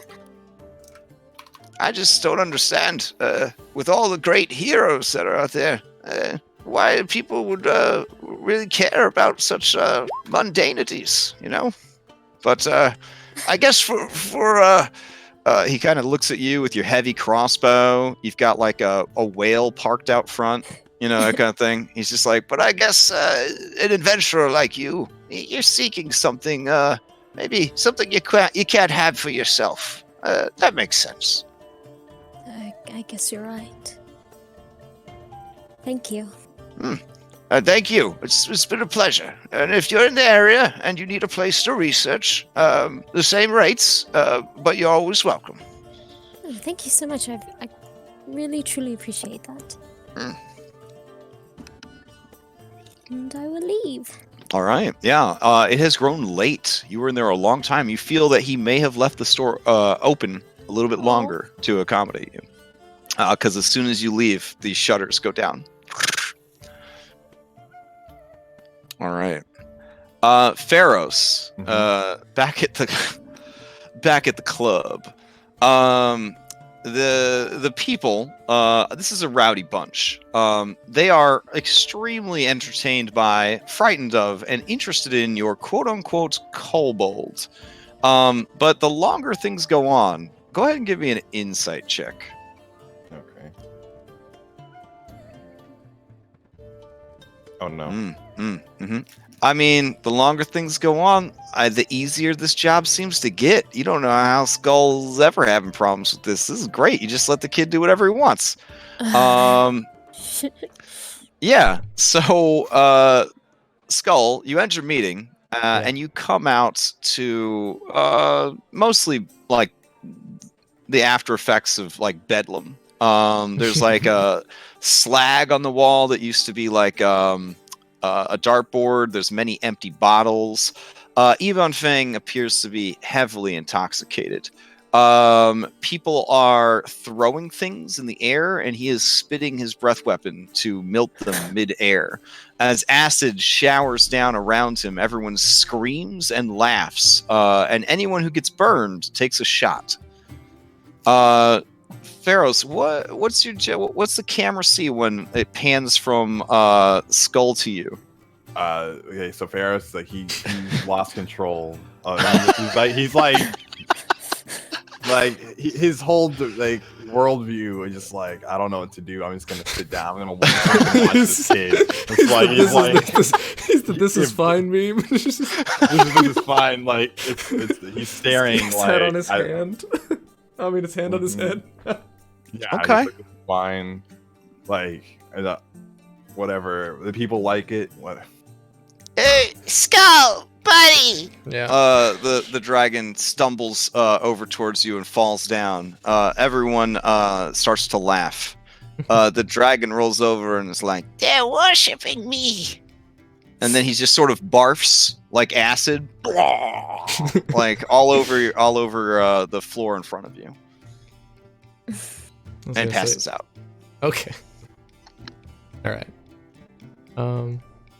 Yeah, I was gonna say Skull probably shed a little tear as everything's being destroyed in slow motion in front of him. He's proud. But what he's going to do, he's going to pick up Evan Fag. He's going to give him his Huggy Bear, make sure he's nice and comfortable, and he's going to. Aw. This is what I want to do. I want to buy to celebrate. I want to keep the celebration going. I want to buy as much alcohol as it takes for them all to forget what happened. And I just want to keep the rounds. I'm not going to drink any, but based on your background, the size of the room, and the endurance level you imagine these people have, you think that 50 gold might do it. You think 50 gold might do it. All right, yeah. That's what my plan is anyway. Okay. Yeah. Like, what happened last night? I don't know. All right. Yeah, they're already pretty far gone, and with basically open bar on cheap drinks, they start going to town. All right. What have you been teaching him? Luck of the draw is nowhere to be seen.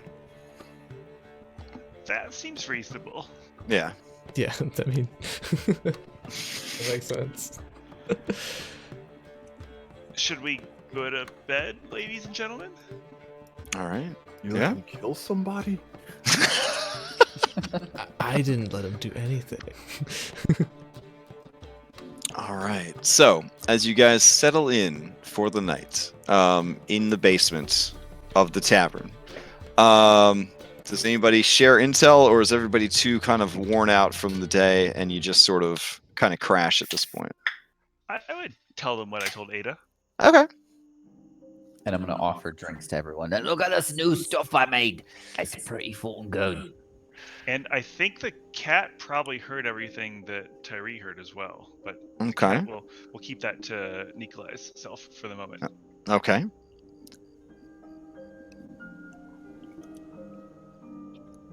All right.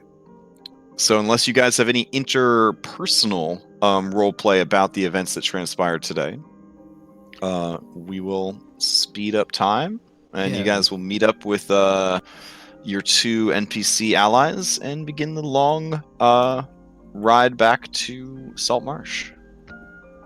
Yeah. Sounds good. Any more roleplay, we can do that during in Discord. Am I to understand that the invitation to the secluded lake by a mysterious and beautiful woman is not going to be followed up on? How far is Daggerford away from here? Yeah, I was trying to find it on the map over here. But it's If not you look close. over at the map, Shimmer Lake is right there. Oh. And how far from Daggerford to Saltmarsh? You on the way, right? Well, it was on the way when you guys sailed here in your canoes. If you're going to take the road home, you're going to go actually all the way south off the map, and then you're going to take a right, and you're going to head all the way to Saltmarsh. So it's a pretty easy directions. You just head on southeast along Tradeway past Gillian's Hill, and you pass Liam's Hold on the left. You go until you see the first right, and you just take it all the way to Saltmarsh. And how many days for that journey, Mr. Crash? Oh, I believe it was like 1 full day of travel, a day and a half if you don't want to push too hard.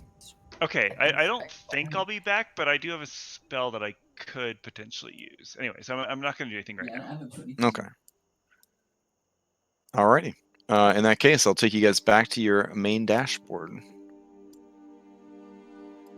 Here we go.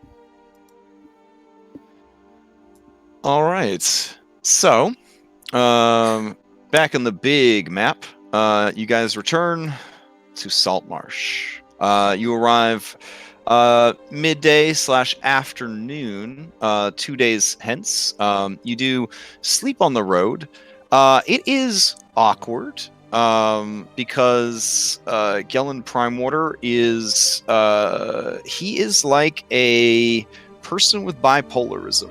I don't want to like use that as my example, but he is high and he is low. Everything is dialed up to 11 right now. So when he is gregarious, he is very gregarious. When he is solemn, he is very solemn. When a wagon wheel broke, he was very mad.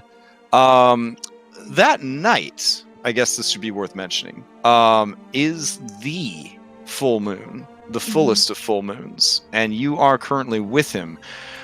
As the night is approaching, he grows increasingly more frustrated by the pace of travel, and he kind of curses himself for the timing of all this. Does anybody want to broach the subject, or do you just sort of let it go? I'll talk to him like off the side. Be like, hey, Gellin, is there something you'd like to tell us? Is there something the matter that we should know about? He furrows his big old eyebrows at you, and he says, I don't know, is that something your lady would like to know? No, it just stays between us. Look, it's just I'm very stressed from how everything went, and there's weather, allergies. You know, people could get allergies. Yeah. Sailors and businessmen have allergies. It's that time of, the lunar calendar, right? It's that. I hadn't noticed. I'm dog tired too. Jeez.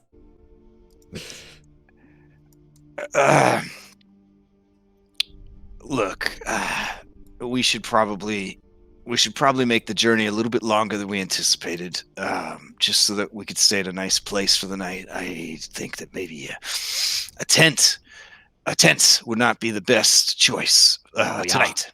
We can wolf down some chow too. Oh my goodness. I'll be getting my own room, and we will continue in the morning. Do you need help? I'll cover the expenses. Yeah. Okay. Pharaoh, fine. I think you're barking up the wrong tree. Maybe just leave him alone.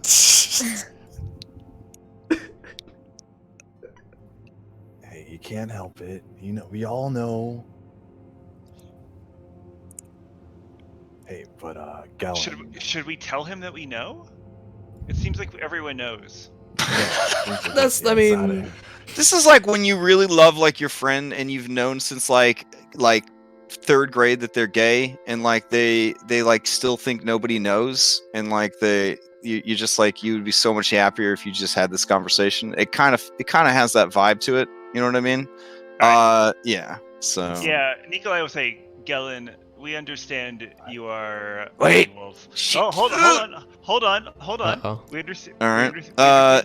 Ida smiles back from the wagon, and she says, "Oh, he was a wolf back in his day, before he got tamed by that sweet wife of his. Oh, he was a lover and a fighter. There was rumor, hearts broken all over the Sword Coast." But Nikolai will put his hand on Gellin and will say, "Your secret is safe." In fact, sometimes people will call him the wolf. That's like a callback to his sailor days. We trust you, and we appreciate your support, Gellin. And I appreciate yours. So that's why we're stopping early. And you guys are going to have a great night at the inn with Ida. And I'm going to do some night fishing because I heard there's a really great pond nearby for that. Oh, I was actually learning how to fish. I can join you. That's great. All right. And as he says that, he sort of like breaks like the wagon wheel that he's trying to fix in his bare hands, and just starts cursing again. And then he just kind of cries a little bit. Yeah. Man, It's if I more don't like get a- some food. I'll give it. for an animal. I'll give him a big hug too while he's crying. Yes, thanks. If you could fix the wagon wheel, I'm gonna get my fishing supplies. Oh, I got it. Yep. That's what I do. Okay. That guy, he can do it. And because this man's a professional liar, he actually does have his fishing supplies with him. So he he grabs his fishing supplies and he says, "All right, elf, let's go fishing." Okay, bye, guys. Maybe you should leave your whale. No. Don't be silly. Spencer helps me with fishing. Yes, but he's so salty and fatty and Oh. meaty, and Is there something you want to tell us? I just don't want to put you in a compromising position because I'm a gentleman Oh, why would that be? and I have a wife and I love her very much. Do you Wow. want to do something with Spencer? I don't. Oh no, I just meant fine. Bring the wolf. I mean, bring the whale. And he kind of walks into a tree and like drops all of his fishing equipment, and he just sort of lets out and he just slowly begins picking stuff up, and he like sticks himself with some of like the lures, and he just tears it free. There is blood, but not much. And he just is like putting all this stuff in the thing, and he's kind of just in a huff, as it were. I think it's pretty cool. It's pretty cool. All right, so Illyria, you gonna do this for real? You gonna go fishing with the werewolf? Is that? He's a werewolf?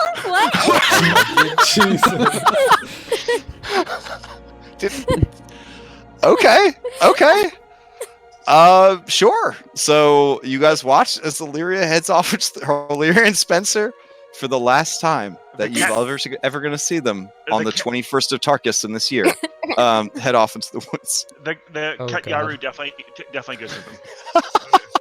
Okay. There's like a flapping cat in the trees. All right. Fair enough. Does anyone else want to invite themselves on this fishing trip, or do you stay at the inn with Ida? Oh, I mean, one of these sounds really entertaining, and the other. I kind of I'll want to. go. I want to. I'm thinking like I want to like wrestle with the werewolf to kind of get help him get the stress out. Like maybe. What are you doing, Skull? Uh-oh. It looks like you're thinking. You know how I feel about that. Explain to me now. What is this fishing? I hear the lizard folk go fishing often. It sounds like something they enjoy. And there are usually fish afterwards. So what does it mean for us? Where are our fishings? Would you like to fish ebon things? Yes, you will teach me this secret art. Oh, well. Then I won't need the lizard folk for fishing anymore. And I will gain in strength and power. I want to grab some alcohol, and I'm gonna start walking slowly behind them, behind Illyria and. Oh, okay. All right. If everyone's gonna go, I'll go too. Nikolai will all go right behind Illyria. All right. Nikolai, what Ida about the says, assassins after "Wait, Ida?" are we all going with? Are we all going fishing? Miss Ida, you Yes. should stay here. Yes, for the night. Ida, come for fishing. Are you sure? I mean, I do like fishing quite a bit. If this is a special pond, maybe we can catch a magic wishing fish. Yes, come for magic wishing fish, Ida. Please come. Okay. I'll tell Evan thing like Stay for werewolf. a ghost story about like. So there's a legend that humans can turn into were creatures. Yeah, so What? they Yes, come- yes. I am no fool or child. I see them were creatures all the time. It's called leather. What? What? What? What? You're always so stupid. Were creatures. When you like Yeah. clothing. This is what you're trying to say, isn't it?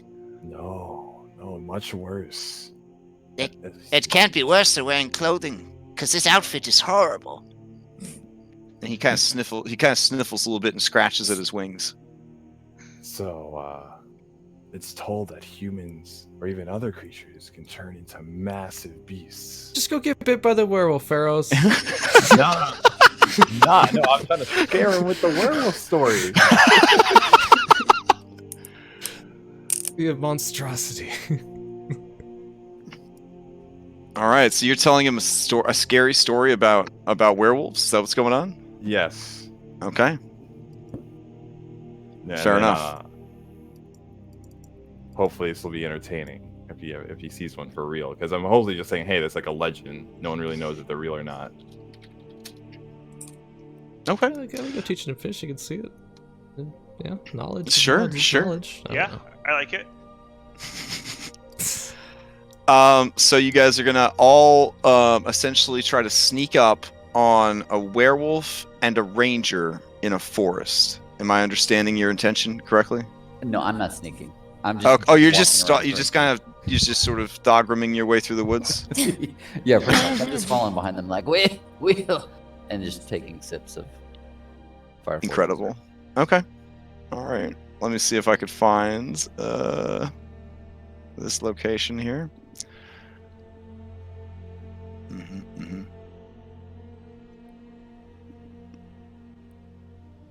Oh, there it is.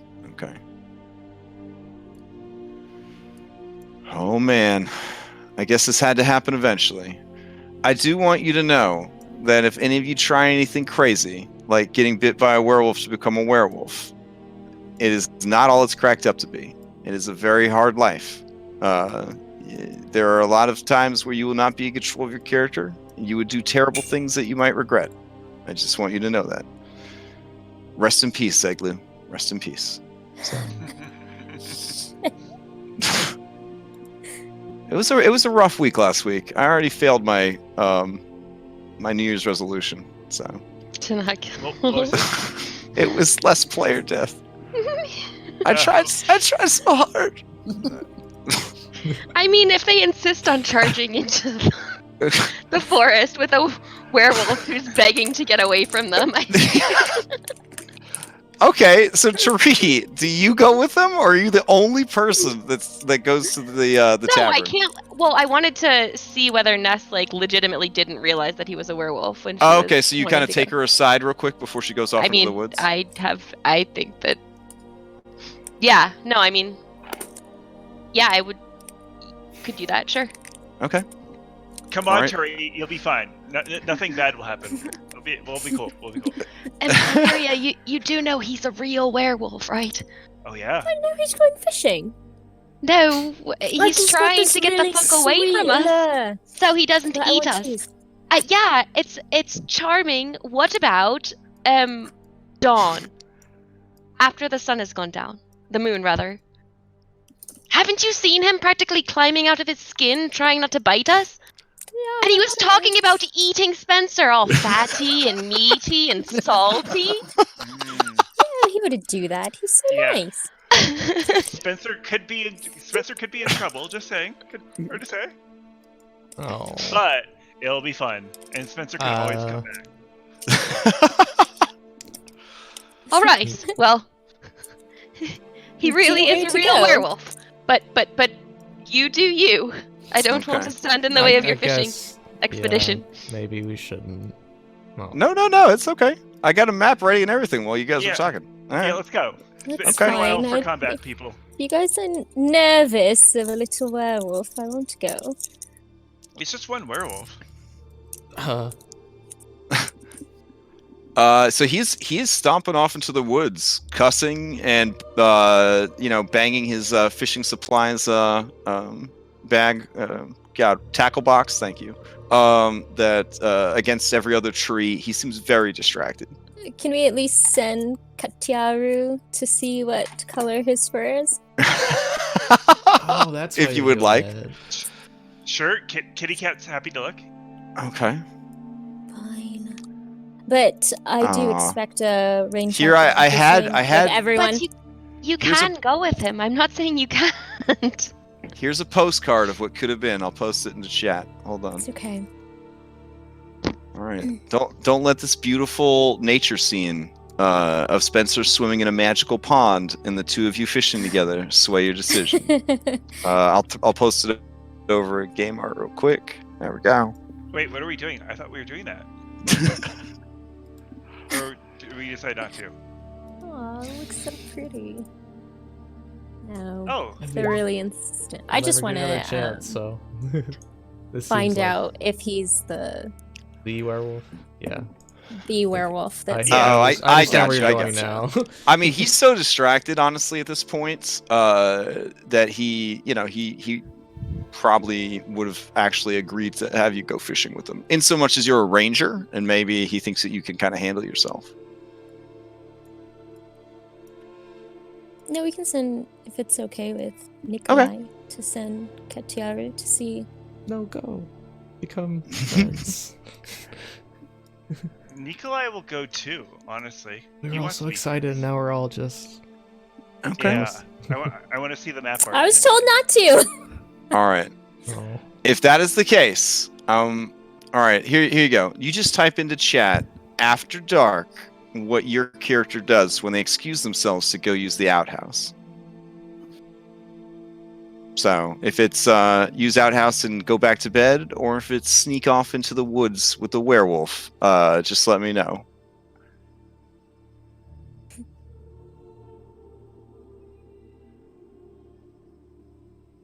Oh man. Is this supposed to be secret? So, no, you just type it in. That's fine. Okay. We're all good. There's no crazy metagaming. Just make it happen. One way or the other.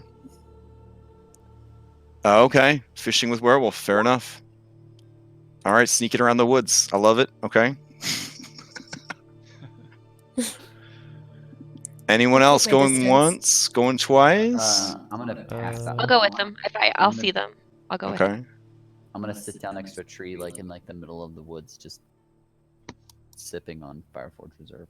Okay. Keeping an ear out just in case. I'll go to the far side of the lake and teach Evan Fink how to fish. Nice. Like within at least teleporting distance. Are you like the stepdad, or are you the mother? Which one is I the would dad? never let Evan Fink leave Evan Fink with you again. I guess I'm going to then. I didn't teach him how to drink. You let it happen.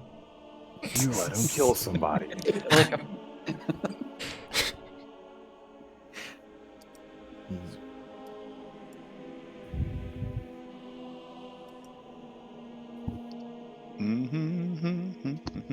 Crash, I sent you a DM. Oh, a DM. Okay. Quick.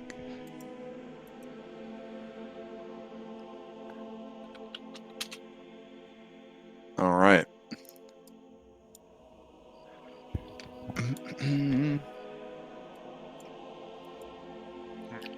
All right. So, since nobody joined him, you guys will sneak through at your various speeds and whatnot. Does anybody actually bring Ida to this shindig, or do you say, we missed him, I guess he's gone, you should get some sleep, kind of thing? I guess I would tell her to stay away. Okay. All right.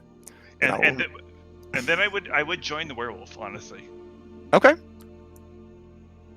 Gellin, I think his name. Yeah. Yeah. So let me move you over to the woods. All right. Yeah. So with your cat having followed him initially, you were able to eventually catch up with him. The sun has set by the time you reach him, and he is sitting on a mossy stone, and he's fishing in this pond. The fishing pole is shaking horribly. There's no way he's going to catch anything. He has a little fisherman's hat on, with the little fly things in it, the hooks and everything. And he kind of looks over at you. That's cute. I see. You couldn't stay away, huh? Gellin, If this is about Ida, we've been friends a long time. Many moons, some might say. And nothing bad has ever happened to her. No, she wanted me to ensure you stayed safe tonight. So I will stay with you. I'm just gonna blow off a little steam, is all. That's okay, as long as blowing off steam doesn't hurt others. You're a smart enough guy, and enough probably got spilled at the party that I'm sure I've been outed. Hopefully, everyone has the discretion to make sure it doesn't impede my ability to continue serving the people of Saltmarsh. Sorry, what did he say again? What was that?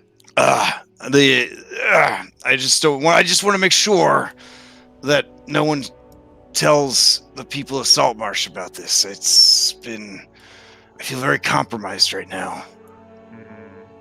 I can keep your secret with people of Saltmarsh, Gellin.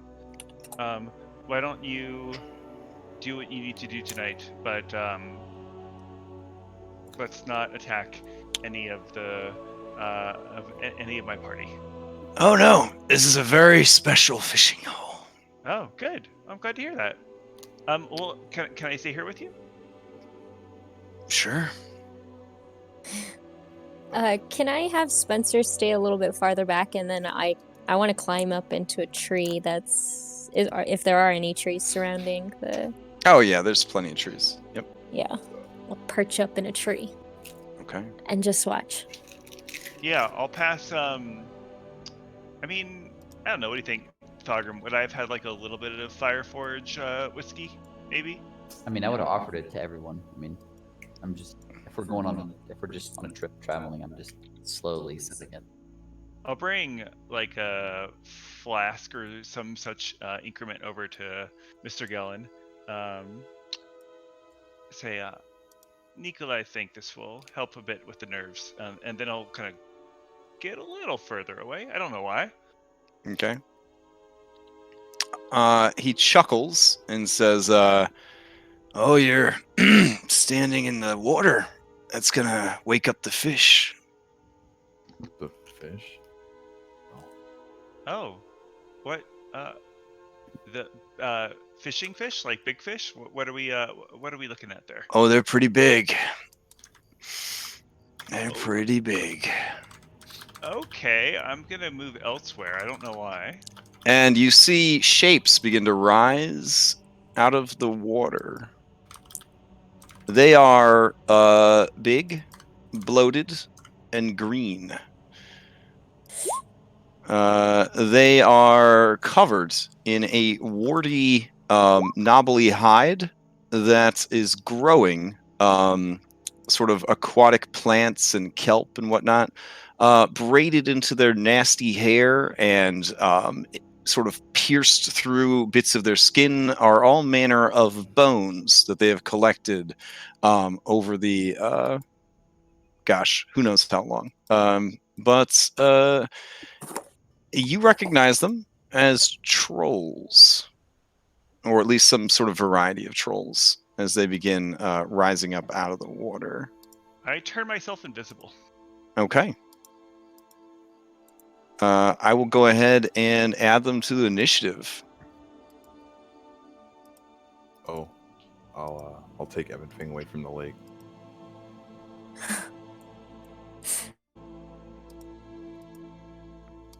All right. Anyone that would like to roll into initiative should definitely do so. I'm just gonna be at the bottom of the tree that Illyria's in, and until she like spots something, I'm not gonna know.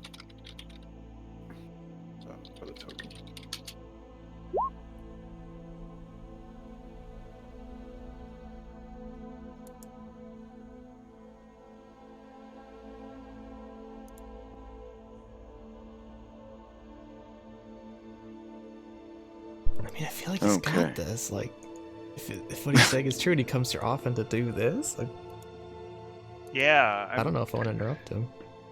I just want But I to will roll s- initiative. all I want. I just want to see what color his fur is. That's it.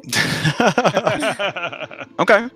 Yeah, so if you don't want to jump into the fight, you can basically, I can sum it up for you after like the first round or so, and then, you don't have to watch a bunch of NPCs fight each other.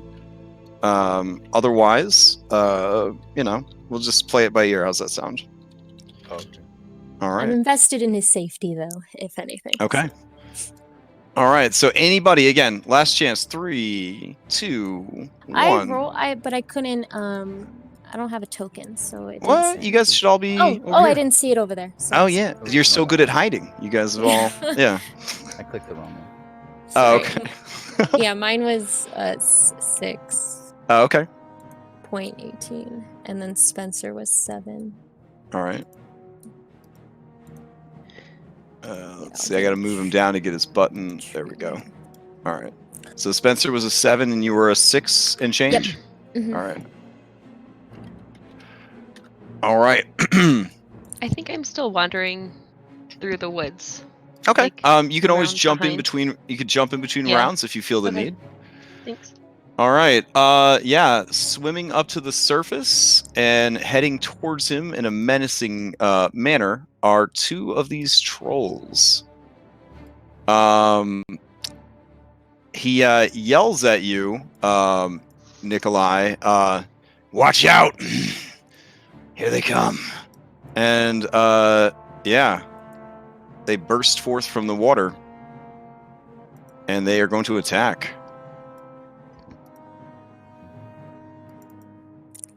All right. They're going to make 3 attacks. Let's see. The first one is going to attack Gellin. So let's see how that goes. Oof, that is really gross. Okay. All right. It swings on him with claw, and lunges forward to bite. All right. He takes a hard hit. He's got to make some dexterity because lake trolls have rusting claws. Yikes. That's no fun. All right. Let's see.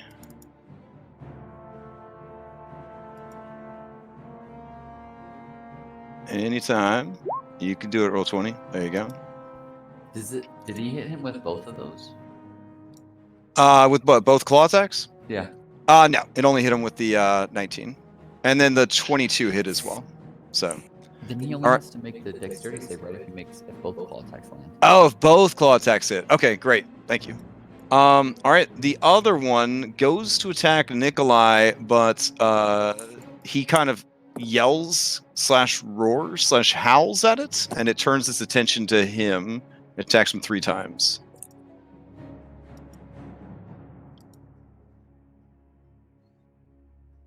All right. So he is getting torn up. From what you could tell, he is bloodied by this.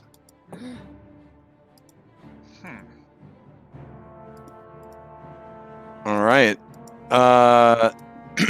On his turn, he lets out a low and deep howl, and you see his bones begin to sort of move under the skin. You see fur begin to grow. It's a very teenage werewolf in London situation. And he becomes a large black wolf / man. Told you guys. All right, so it's like that. Oh, it looks cool. And then he starts whooping up on the trolls. Here we go. Let's see. Uses its claws and its bite. Not doing so hot though. All right. That brings us to another one of these trolls that begins swimming up out of the water. Hey guys, we found the trolls, I think. They're here. Holy shit. Yeah. Let's see. This troll does not have a 10-foot reach because it is just too stout and fat. So it will have to take a dash. So it is going to move up onto land and sort of surround you guys. Nikolai, you're up, but you are invisible. Not for very long, I think. Can I get a fireball, Crash, Mm-hmm.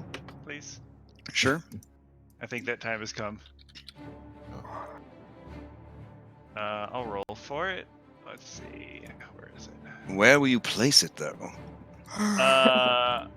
Yeah, I was thinking about Gellin, but I don't want to kill him. Okay. So we're gonna do those 2 trolls just to the south of him. All right. The 2 lake trolls try to make their saves. And we're gonna, level 3 is fine. Okay, so 1 passes, 1 fails. All right. So this one takes 15 damage. The other takes 30.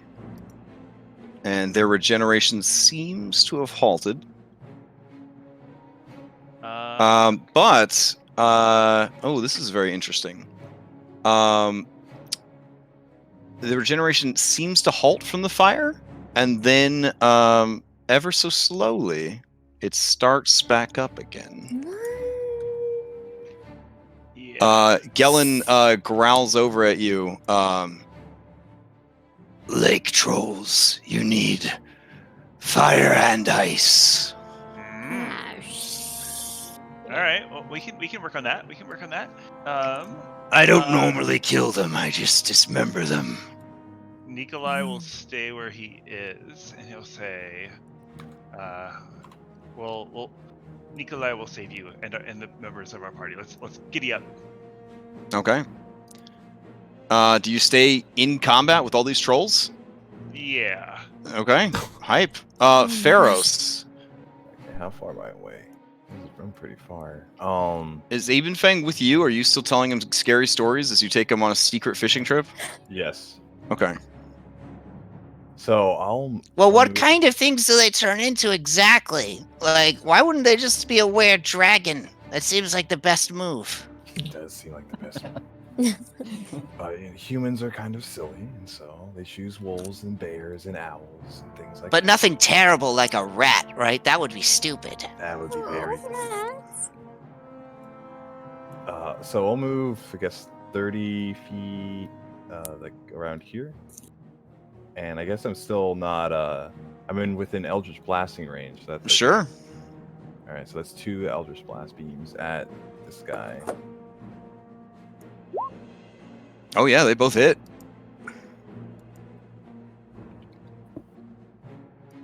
Watch this. As is like brings up a palm the Eldritch blast these trolls. Okay. And then All right, yeah. The troll whips around and sees you. It lets out sort of a guttural, sort of gorilla-esque sound and beats against its chest with its fists. Gellin looks over at you, or what? This thing looks over at you, and it just shakes its head. Nikolai, did you bring everyone? Did you sell tickets? Duh. All right. Anything else from Pharos? That's all I got. All right, They're here. Spencer. They're here to help. He'll move here, and then he will dash.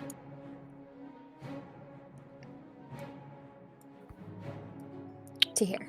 All right, Spencer. This is a plankton-rich spring. It smells so nice, and the water has a viscousness. It is like swimming in your mother's drool. Yum. All right, Thagrum. So Throgum's going to start stumbling 5, 10, 20, 25. And he's going to kind of like nonchalantly like, "Hey, Galen!" And then like, I'm going to summon Spiritual Weapon. Okay. So So 60 feet. Let's see.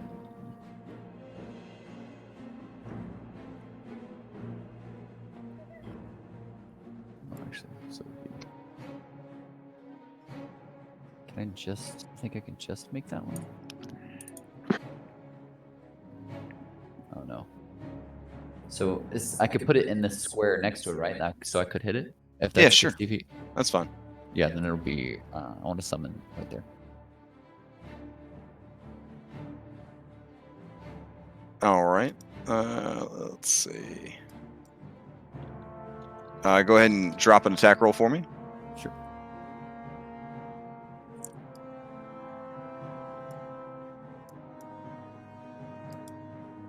Uh, 11 does not get through their knobbly hide. Then I'm going to, I guess, use my action to just dash another 25 feet.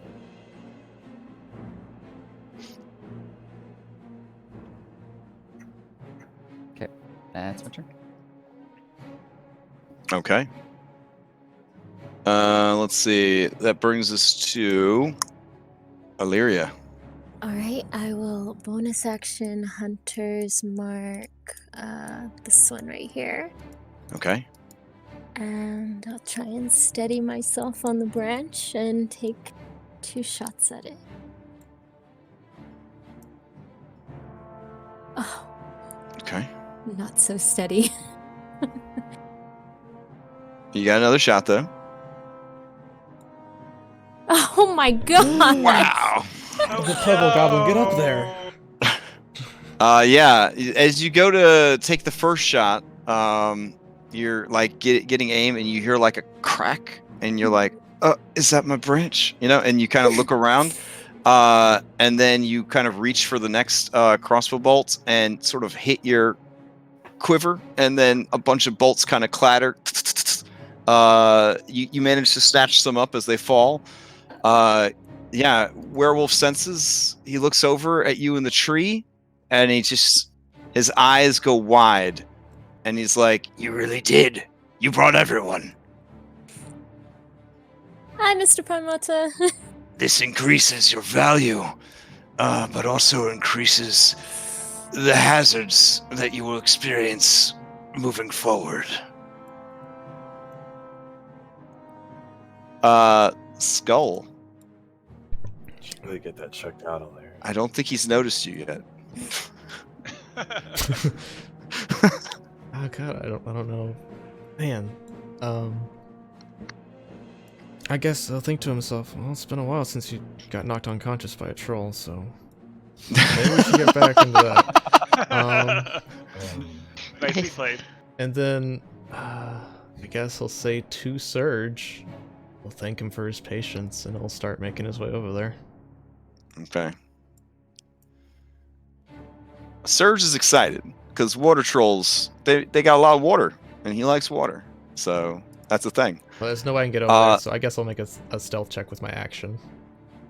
Tree, do you arrive on the scene, or are you still kind of hanging back?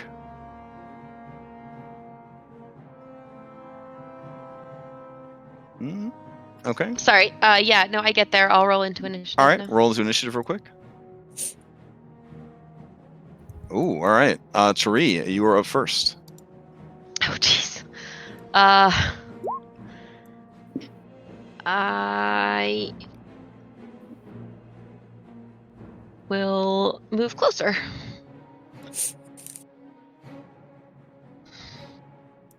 And I'll dash. Okay. Okay. And that's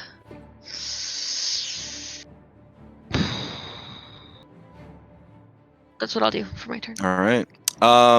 This troll right here does not like the man that make fire.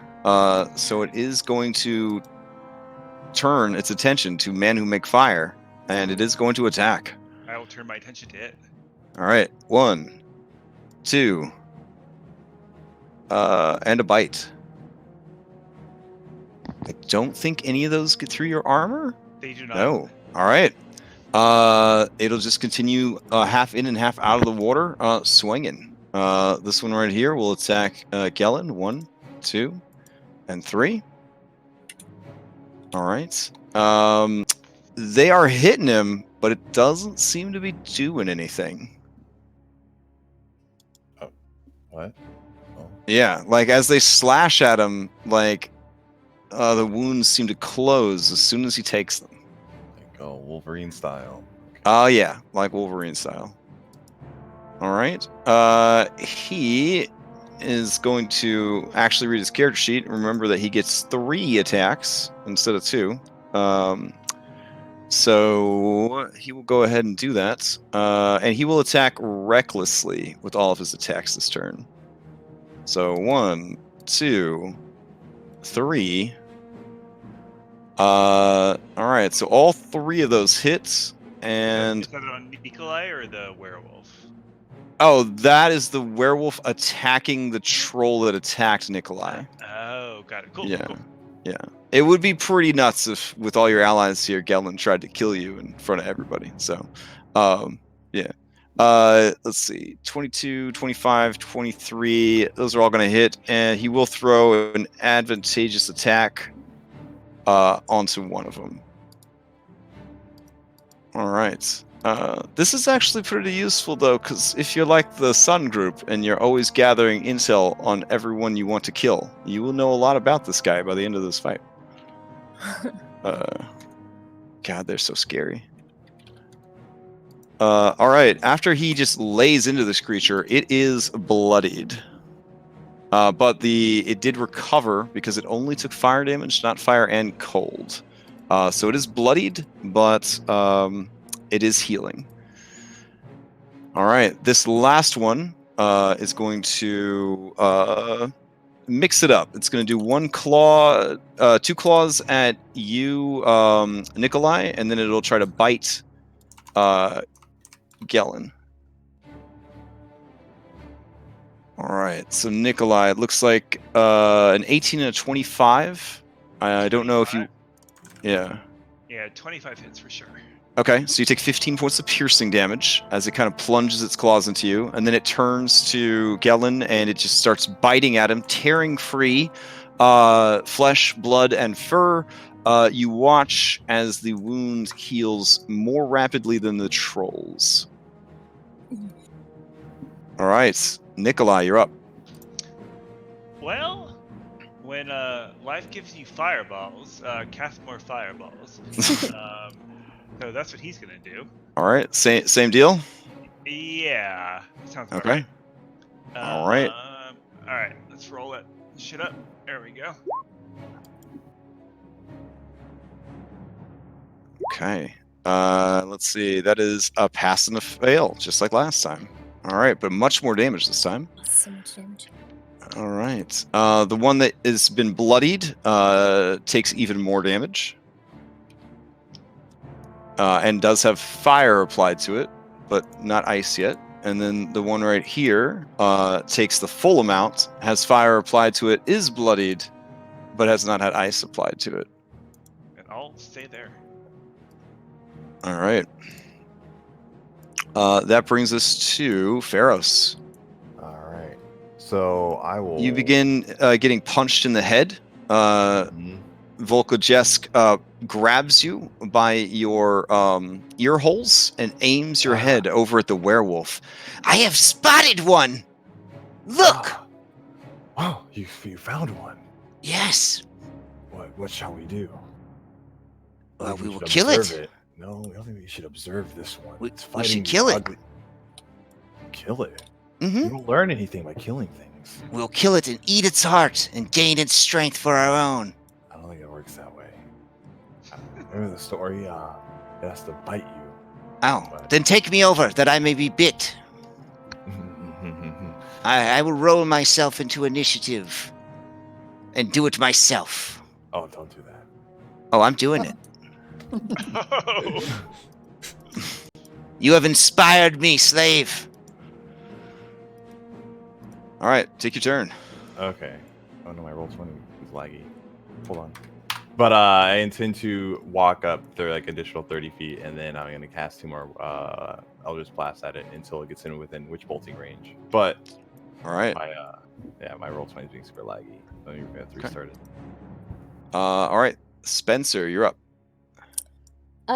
Spencer is going to be so distracted by all the sweet num-nums inside the water that he will spend his turn eating those sweet num-nums. Okay. Fair enough. Fair enough. I tried to shrink the map down a little bit. I might have shrunk it too much. If anybody got killed just now, let me know. All right. Yeah, you fire off 1 solid blast and hit it. These things are pretty tanky, but you are draining those reserves.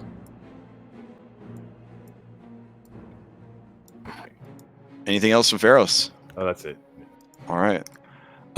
Spencer's doing his thing. Thogrum, what are you gonna do? I'm gonna run up 25 more feet, like kind of like drunkenly stumbling. I'm coming. Okay. 20, 25. Bonus action, spiritual weapon. This cat again. Okay. The armor class on these guys is a 15, by the way. You guys are trying to hit a 15. Oof. All right. And looks like the alcohol is working better than intended. Yeah. And then I'm going to sprint the remainder of the way. 5, 10, 15, 20, 25. All right. And that's my turn. Okay. That brings us to Illyria. All right. Before I take aim, I'll kind of shout out to Prime Water. Do you have this handled? Would you like us to leave? He just sort of like howls in your general direction and motions at everything that's going on. And he says, At this point, we've just split the kill. Okay. All right. I'll take a same shot at the one that I have Hunter's Mark. okay. That is a hit. Add that Hunter's Mark damage. Alrighty. It is still going, this fat meat sack of hit points. All right. I'll take another shot at it. Okay. Also a hit. And with that, it lets out a loud, gurgling, sort of Donkey Kong launched off the stage sound and falls face first into the water, starts floating there. A long, wet fart escapes from its buttocks, propelling it forward 5 feet. Dang it, that was All the right. only one I could reach. Sorry. And then I will. Don't worry, it'll be back bonus up on its next turn. Yeah. Swap my Hunter's Mark to this guy. All right. Fair enough. That brings us to Skull. All right, I'm gonna come rushing from my hiding spot. Let's see. Past Illyria's tree. Close as I can get to the water because diagonal movement's busted. I'm going to with. Oh, I can't do both. Darn. No. Oh, it's fine. Okay, so following the momentum, I'm gonna. Oh. Yeah, action Okay. surge. What are you gonna do? Move. I'm gonna jump into the air, and then halfway through the air, I'm going to Misty Step the rest of the way. On top Oh, of this troll, that's some Scales of War shit right there. Oh and man, did you plunge- learn that in Scales of War boot camp? Okay, that's And fine. That's fine. and plunge the surge into this dead one as I'm falling. Okay. Yeah, Surge don't care about no regeneration. Give me an attack roll with advantage. Say that we Trying to hit a don't have our 15. Shield. Oh yes. This creature's body begins to grow in size as it begins to swell with even more water. And then there is a horrible explosion of meat and blood as it just bursts and ruptures. and water, green and red in coloration, just splooshes all over everybody. And as the water's falling around the room, I'm gonna grin at the other two. Yeah. All right. Yeah, they Right. share looks of confusion. That was not supposed to happen. All right. And then you, of course, sploosh down into the water. Yep. All right. As they're coming up out of the water, I grin at them. All right. Fair enough. All right. Inspired by you, he tears free of his backpack. Has to spend half his speed dismounting from his mount. And he is going to. Damn it! He can't get his leather armor off. Takes forever. So he's stuck with no wings. So he's going to move, and then dash. Oh, his little tiny legs. Thogrum. He thrusts this dolly at you and says, You carry this and let no harm come to it, Wait, or I will kill everyone you care about, starting with the elf. What? Whoa. Wow. Okay. And Thogrum faints because he's. all right, Tree. he You're doesn't up. mean it. Thogrum, you can attempt an insight check to see if Eben Fang means it. Sure. Why Or not? you can live in ignorance if you'd like. That's fine too. Oh, he means it. Yeah, this thing will kill everyone you care about. He is a monster. Yeah. His stat block may have been taken from a book labeled The Monster Manual. Like, that's, yeah. All right, Tari, you're up. Okay. I will approach, and I will, I think, just fire an arrow at this one. Sure, why not? Okay. 2.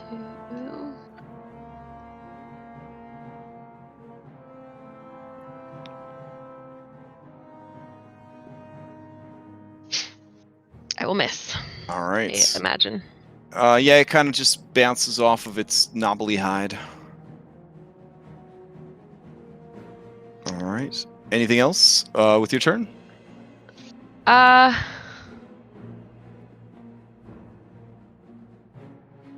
No, I'm good for now. Okay, good for now. All right. That brings us to top of the round. Well, top of the round was Tari. Top of troll rotation, I guess we'll say.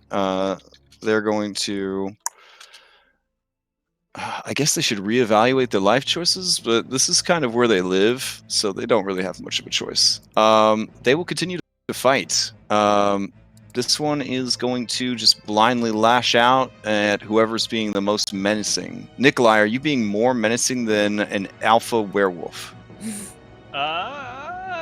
Sure. Give me a performance or intimidate, so I know how just how menacing you're being. I like it. Okay. Performance intimidation. It's not gonna be great. Okay. Let's do intimidation. All right. All right. You puff out your chest. You assume the stance of the warriors of your tribe, who you know are the most intimidating. Both trolls look at you, shake their heads, and turn their attention to the giant werewolf. All right. 1, 2, 3. Werewolf in turn is going to recklessly attack them.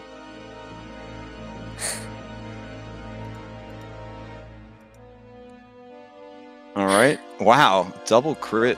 Jesus Christ. All right. He'll get double reckless on that. So yeah, he kills this one.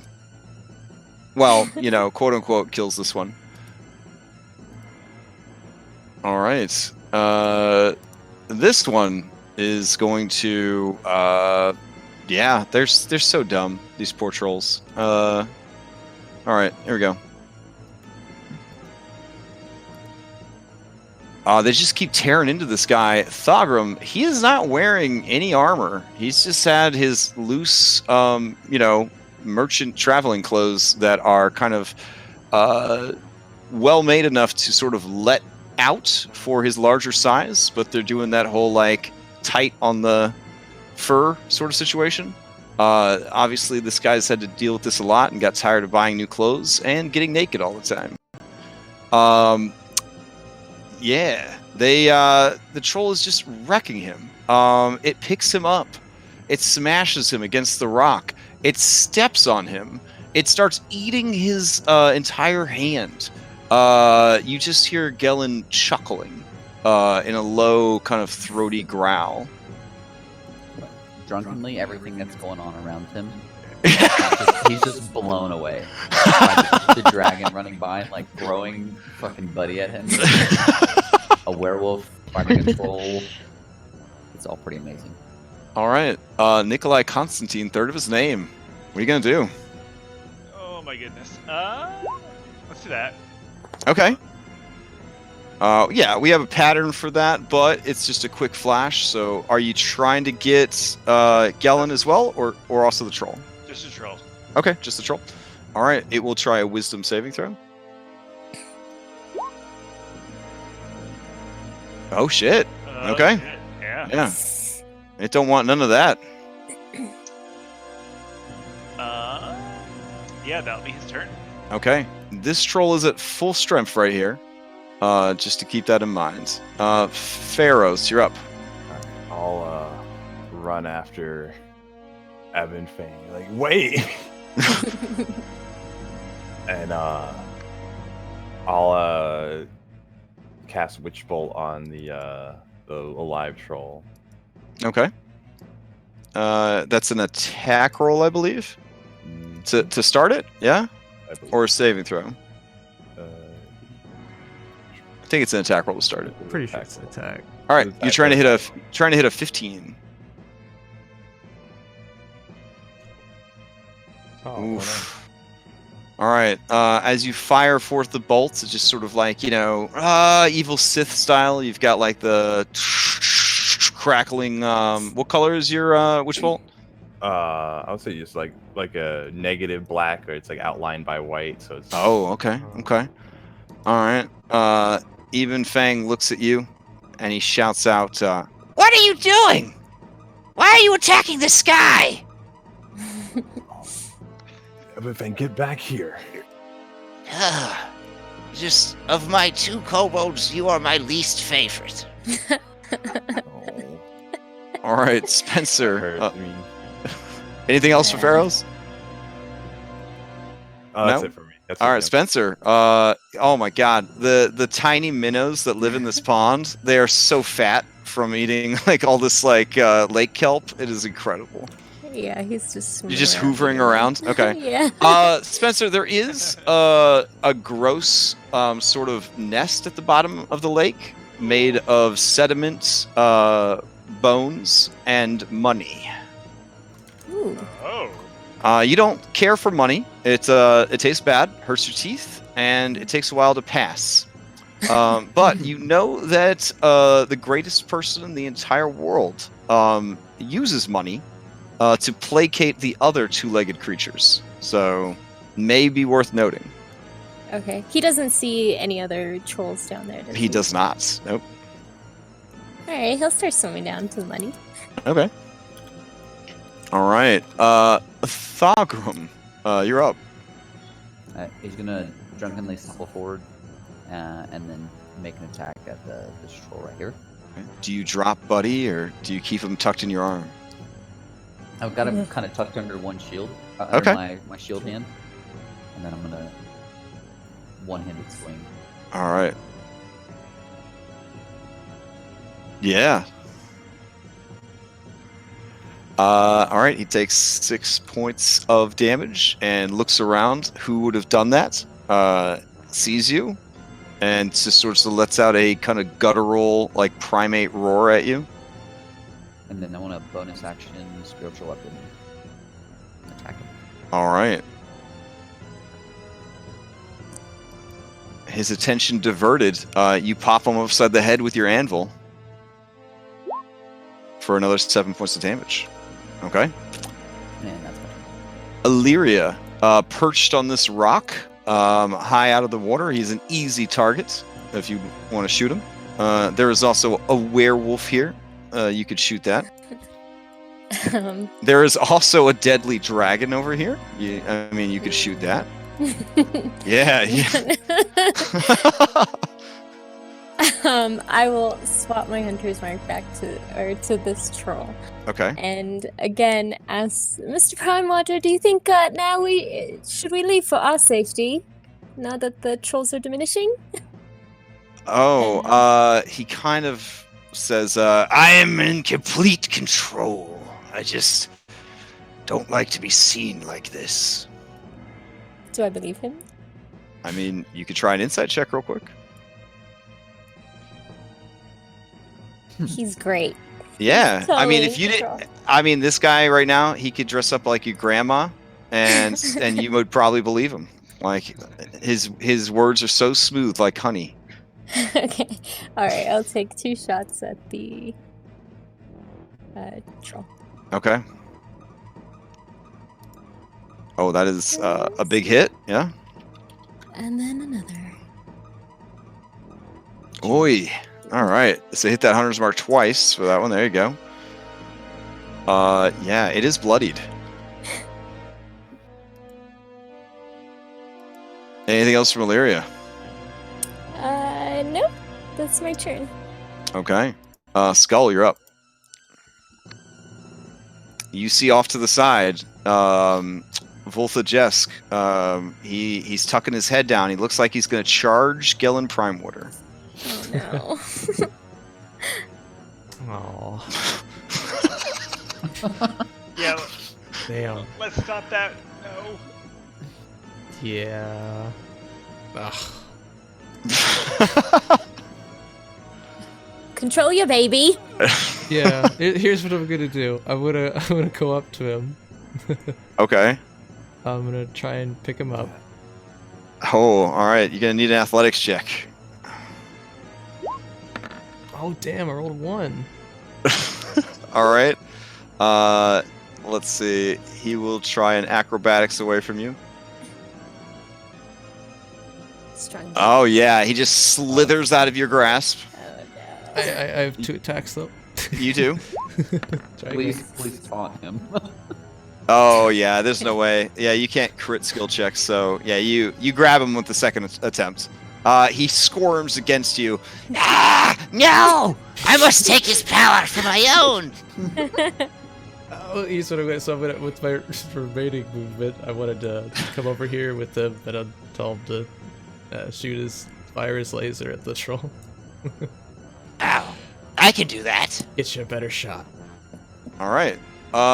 Nikolai Constantine, third of his name. Please give me a saving throw as he fires his jet of acid through the troll and you, because he is a total asshole. Just dexterity? It is dexterity, yes. I'm actually.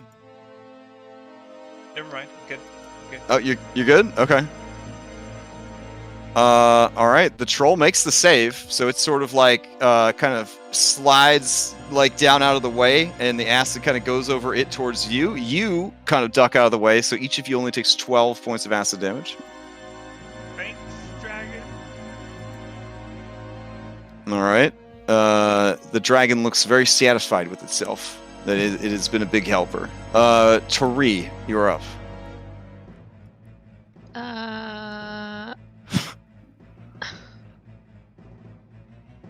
I will mock the troll. Okay. Do you want me to enlarge its miniature so you can pick out some personal flaws that it might have? We've been waiting for this.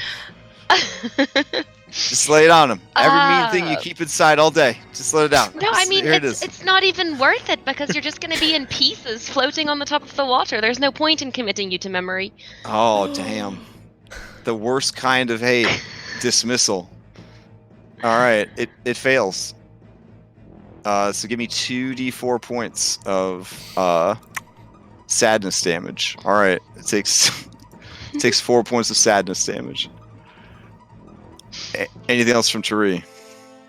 No. All right. Wait. Did I imagine I saw Nikolai. How is he looking? He is, I think, bloodied at this point. Is that fair? Yeah. Yeah, almost bloodied. Almost bloodied. Okay. Okay. I will grant him and Skull. And does anybody look like they're antsy to get closer or farther away? Yeah, even Fang does. He looks No. like he wants right up on that. Nope. Hard pass. Okay, Pharaohs. All right. Anybody else wants to give a shout out? So, how far is it again? It's your speed You can move your speed. Neat. and 8 temp HP. It does use your reaction, though.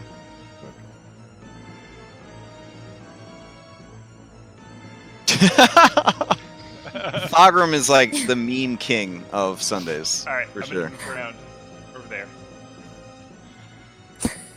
And I guess, I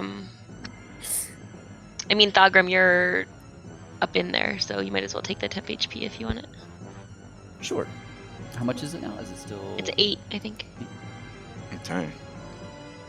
The troll, when its turn comes up, is just this one on the ground has not received fire and cold in the same 6 seconds, so it will wake up and stand up and lunge for prime water.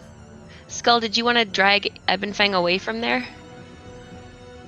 Oh, damn. Okay. Since he was reckless, all attacks against him have advantage, so all those hit. I'll back up 1 square. All right. You see Gellen's stomach rip open, and exposed organs briefly appear, and then you watch as his flesh and heals over it, and fur regrows where the wound was. All right. He is going to counterattack, I guess. Let's see. All right. He puts the troll back down. He is going to pick the troll up with...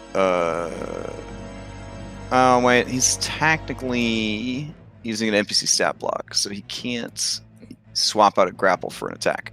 All right. He will just turn on the remaining one. 4 NPCs. All right, yeah. So he starts tearing up this one. It is almost dead as well.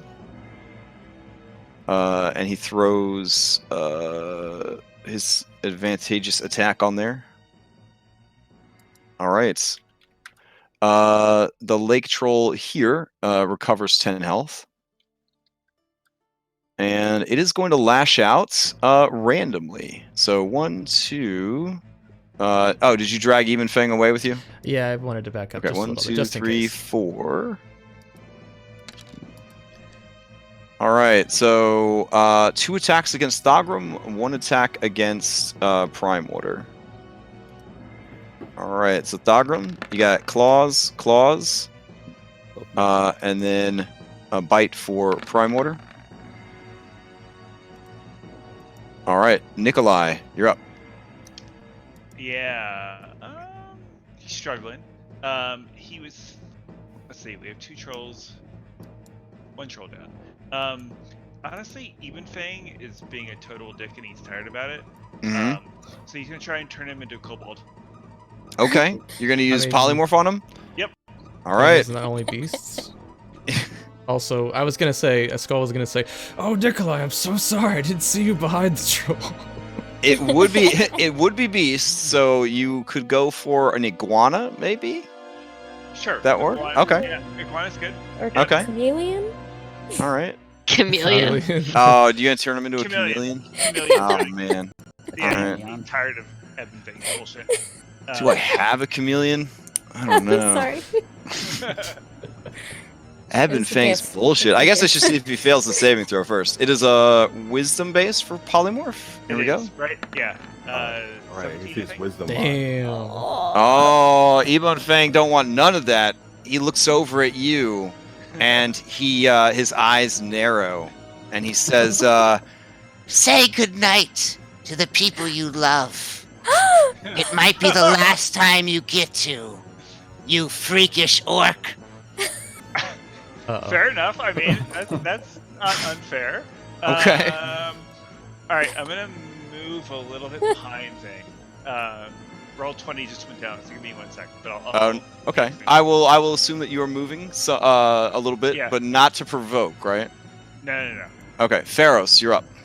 Okay, as a bonus action, I'll use a staggering smite and to prep a large attack against this troll. Okay. Alright, and so pack 2. Your weapon charged with psychic power. Both attacks hit. Alright, and then the 46 psychic damage. All right.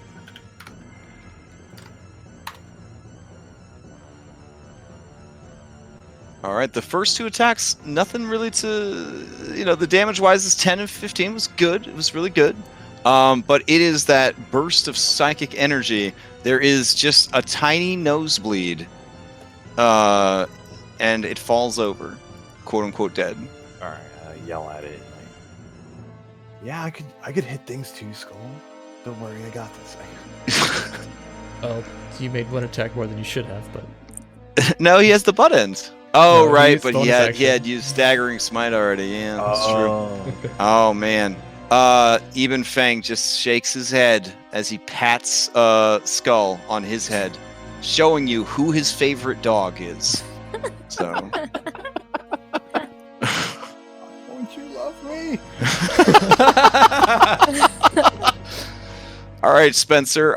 There's some good stuff down there. You're not really sure what any of it does, but I mean, you could like fill up your mouth, I guess, with some of it, bring it to the surface and spit it back out, or you could just gotta go let her know it's there. It's whatevs. Yeah, well, let's check for traps with some like echolocation or something. All right, go ahead and give me a perception check. All right, yeah, you look around for the things they call booby traps. You don't see any of the booby traps. It looks like they just sort of throw everything in a pile and maybe shit on it. Yeah, he'll pick like the prettiest looking things. Oh, okay. All right. So Spencer's doing a little window shopping. Okay. Fogram, what are you going to get up to? I'm just gonna make an attack on the thing's head. I'm just gonna smash its head. All right. At this point, Prime Order says, Unless you have frost and flame, they will do this all night. all right, yeah, you smash it. It takes more damage. Yep, damage. Yep. I'm just gonna keep swinging on it. I had enough to drink, but I just think it's gonna keep coming back. Yeah, he chuckles at you, and he's like, Isn't this fun, Fireforge? Just All right. run away. Illyria, you're up. You're still in a target-rich environment. There is a potentially haunted doll, an evil dragon, a super edgelord, a werewolf. Well, I'm gonna be so fascinated by seeing Prime Water's belly split open and then fix itself immediately. I want to run forward, sling my crossbow back onto my back, and pull out my journal and start sketching. Draw him like one of your elf girls. Got it. Yeah. All right, fair enough. All right, Skull, you're up. I'm gonna ask Gellin if he wants me to end them, or he would prefer that he needs the spot to let loose every once in a while. 'Cause if Yeah, he says, This is a spot I keep for nights like this. I don't visit often, but the trolls are reliable, and they cause enough trouble for Daggerford that they're worth keeping around. Agreed. Nikolai, don't ever talk to me or my son ever again. Start walking away. No. Yvonne Fang, he makes the I'm watching you with his two foreclaws. with his little T-Rex arm as he's carried away. I mean, we'll need to discuss that. I don't really buy that, but whatever. If that's what you need to say, like while you walk off, that's cool. All right, Skull, you hear a click. Uh-oh, wait, I need to get much more farther. I need to get farther. All right, if you guys are willing to let it go, Spencer can ferry out treasure while Gellin vents his rage on these creatures. If you feel that these creatures are too evil to live, and are able to provide cold and fire in the same round to end their miserable lives, you certainly can. I don't know how long you want to stay and watch 3 invincible people tear themselves apart, or if you want to at some point try to jump in and finish it one way or the other. That is kind of up to you. But you guys have this fight handled as far as I could tell. I think we just leave him. Yeah, I agree. Okay. Same. All right. Let me see what Spencer picked up at the corner store for his mama. All right. Oh, shit. Spencer brings you a golden scimitar. Ooh. Yeah, it is embedded with rubies and looks very valuable and extremely well made. Can I cast Speak with Beasts? He also vomits out 60 gold pieces. Hey. Yeah, can I cast Speak with Beasts and ask him if... Where did you get this? Is there anything else? All right. He looks at you, and it's been so long since the Spencer. I can't totally remember it, but I think he looks at you, his eyes wide, that you would speak, and he could speak back to you, and he says, Oh, yeah, there's so much great stuff down there. I guess there's poop all over it, but there's coins, and there was this sword, and I don't know. There's like a pouch, and there's like a flask. and he just starts sort of like rattling off things that are down there. There's rocks that are really shiny. Oh. All right, I'll help Spencer. I'll swim down there with him and start Okay. grabbing whatever. So while these trolls are being killed all night, you rob them. Okay, that's cool. They're evil. I'm down for it. I don't subscribe to alignment, but I do subscribe that trolls are evil. So that's totally cool. All right, you find let's see, 128 gold worth of gemstones.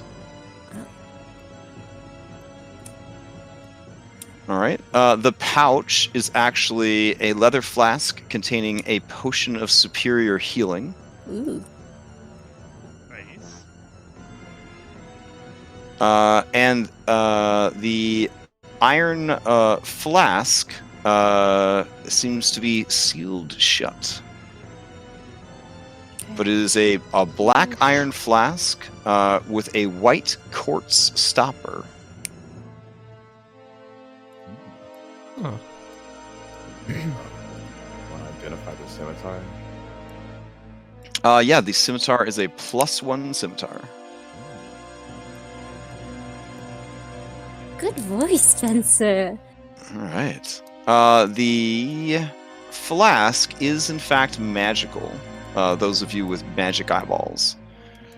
On that note, do you guys head back to the roadside tavern and leave Gellin to his evening, or do you hang out and watch the spectacle? I would hang out. Yeah, I'll go back into a tree and continue my drawings. All right, fair enough. But once Spencer has his fill, I'll send him back with Thogrum. Well, All right. no, he can stay with me. Yeah, Thogrum's gonna just sit with his feet dangling in the water, drinking and just splashing his feet around.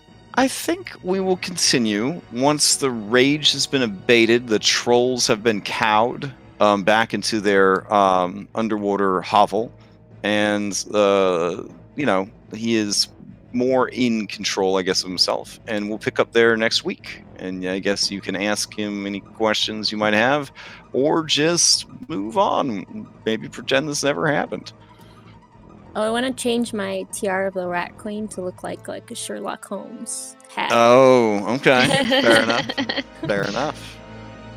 I was really expecting, what was it, Spencer to have like a Donald Duck voice, but Oh yeah, that would have been Yeah. super cute. It hurt my throat so bad to do a Donald Duck voice. So the best Donald Duck is you guys familiar with Kingdom Hearts, the Simple and Clean song? Somebody sang that Oh, yeah. entire song as Donald Duck, and I swear to God, it is amazing. So yeah, Donald Duck sings Simple and Clean. You should Google it. It is amazing. All right. On that note, we are at time. Very RP heavy session, but RP does net gains, as it were. So I will be recording that as well. Plus, you did some fighting.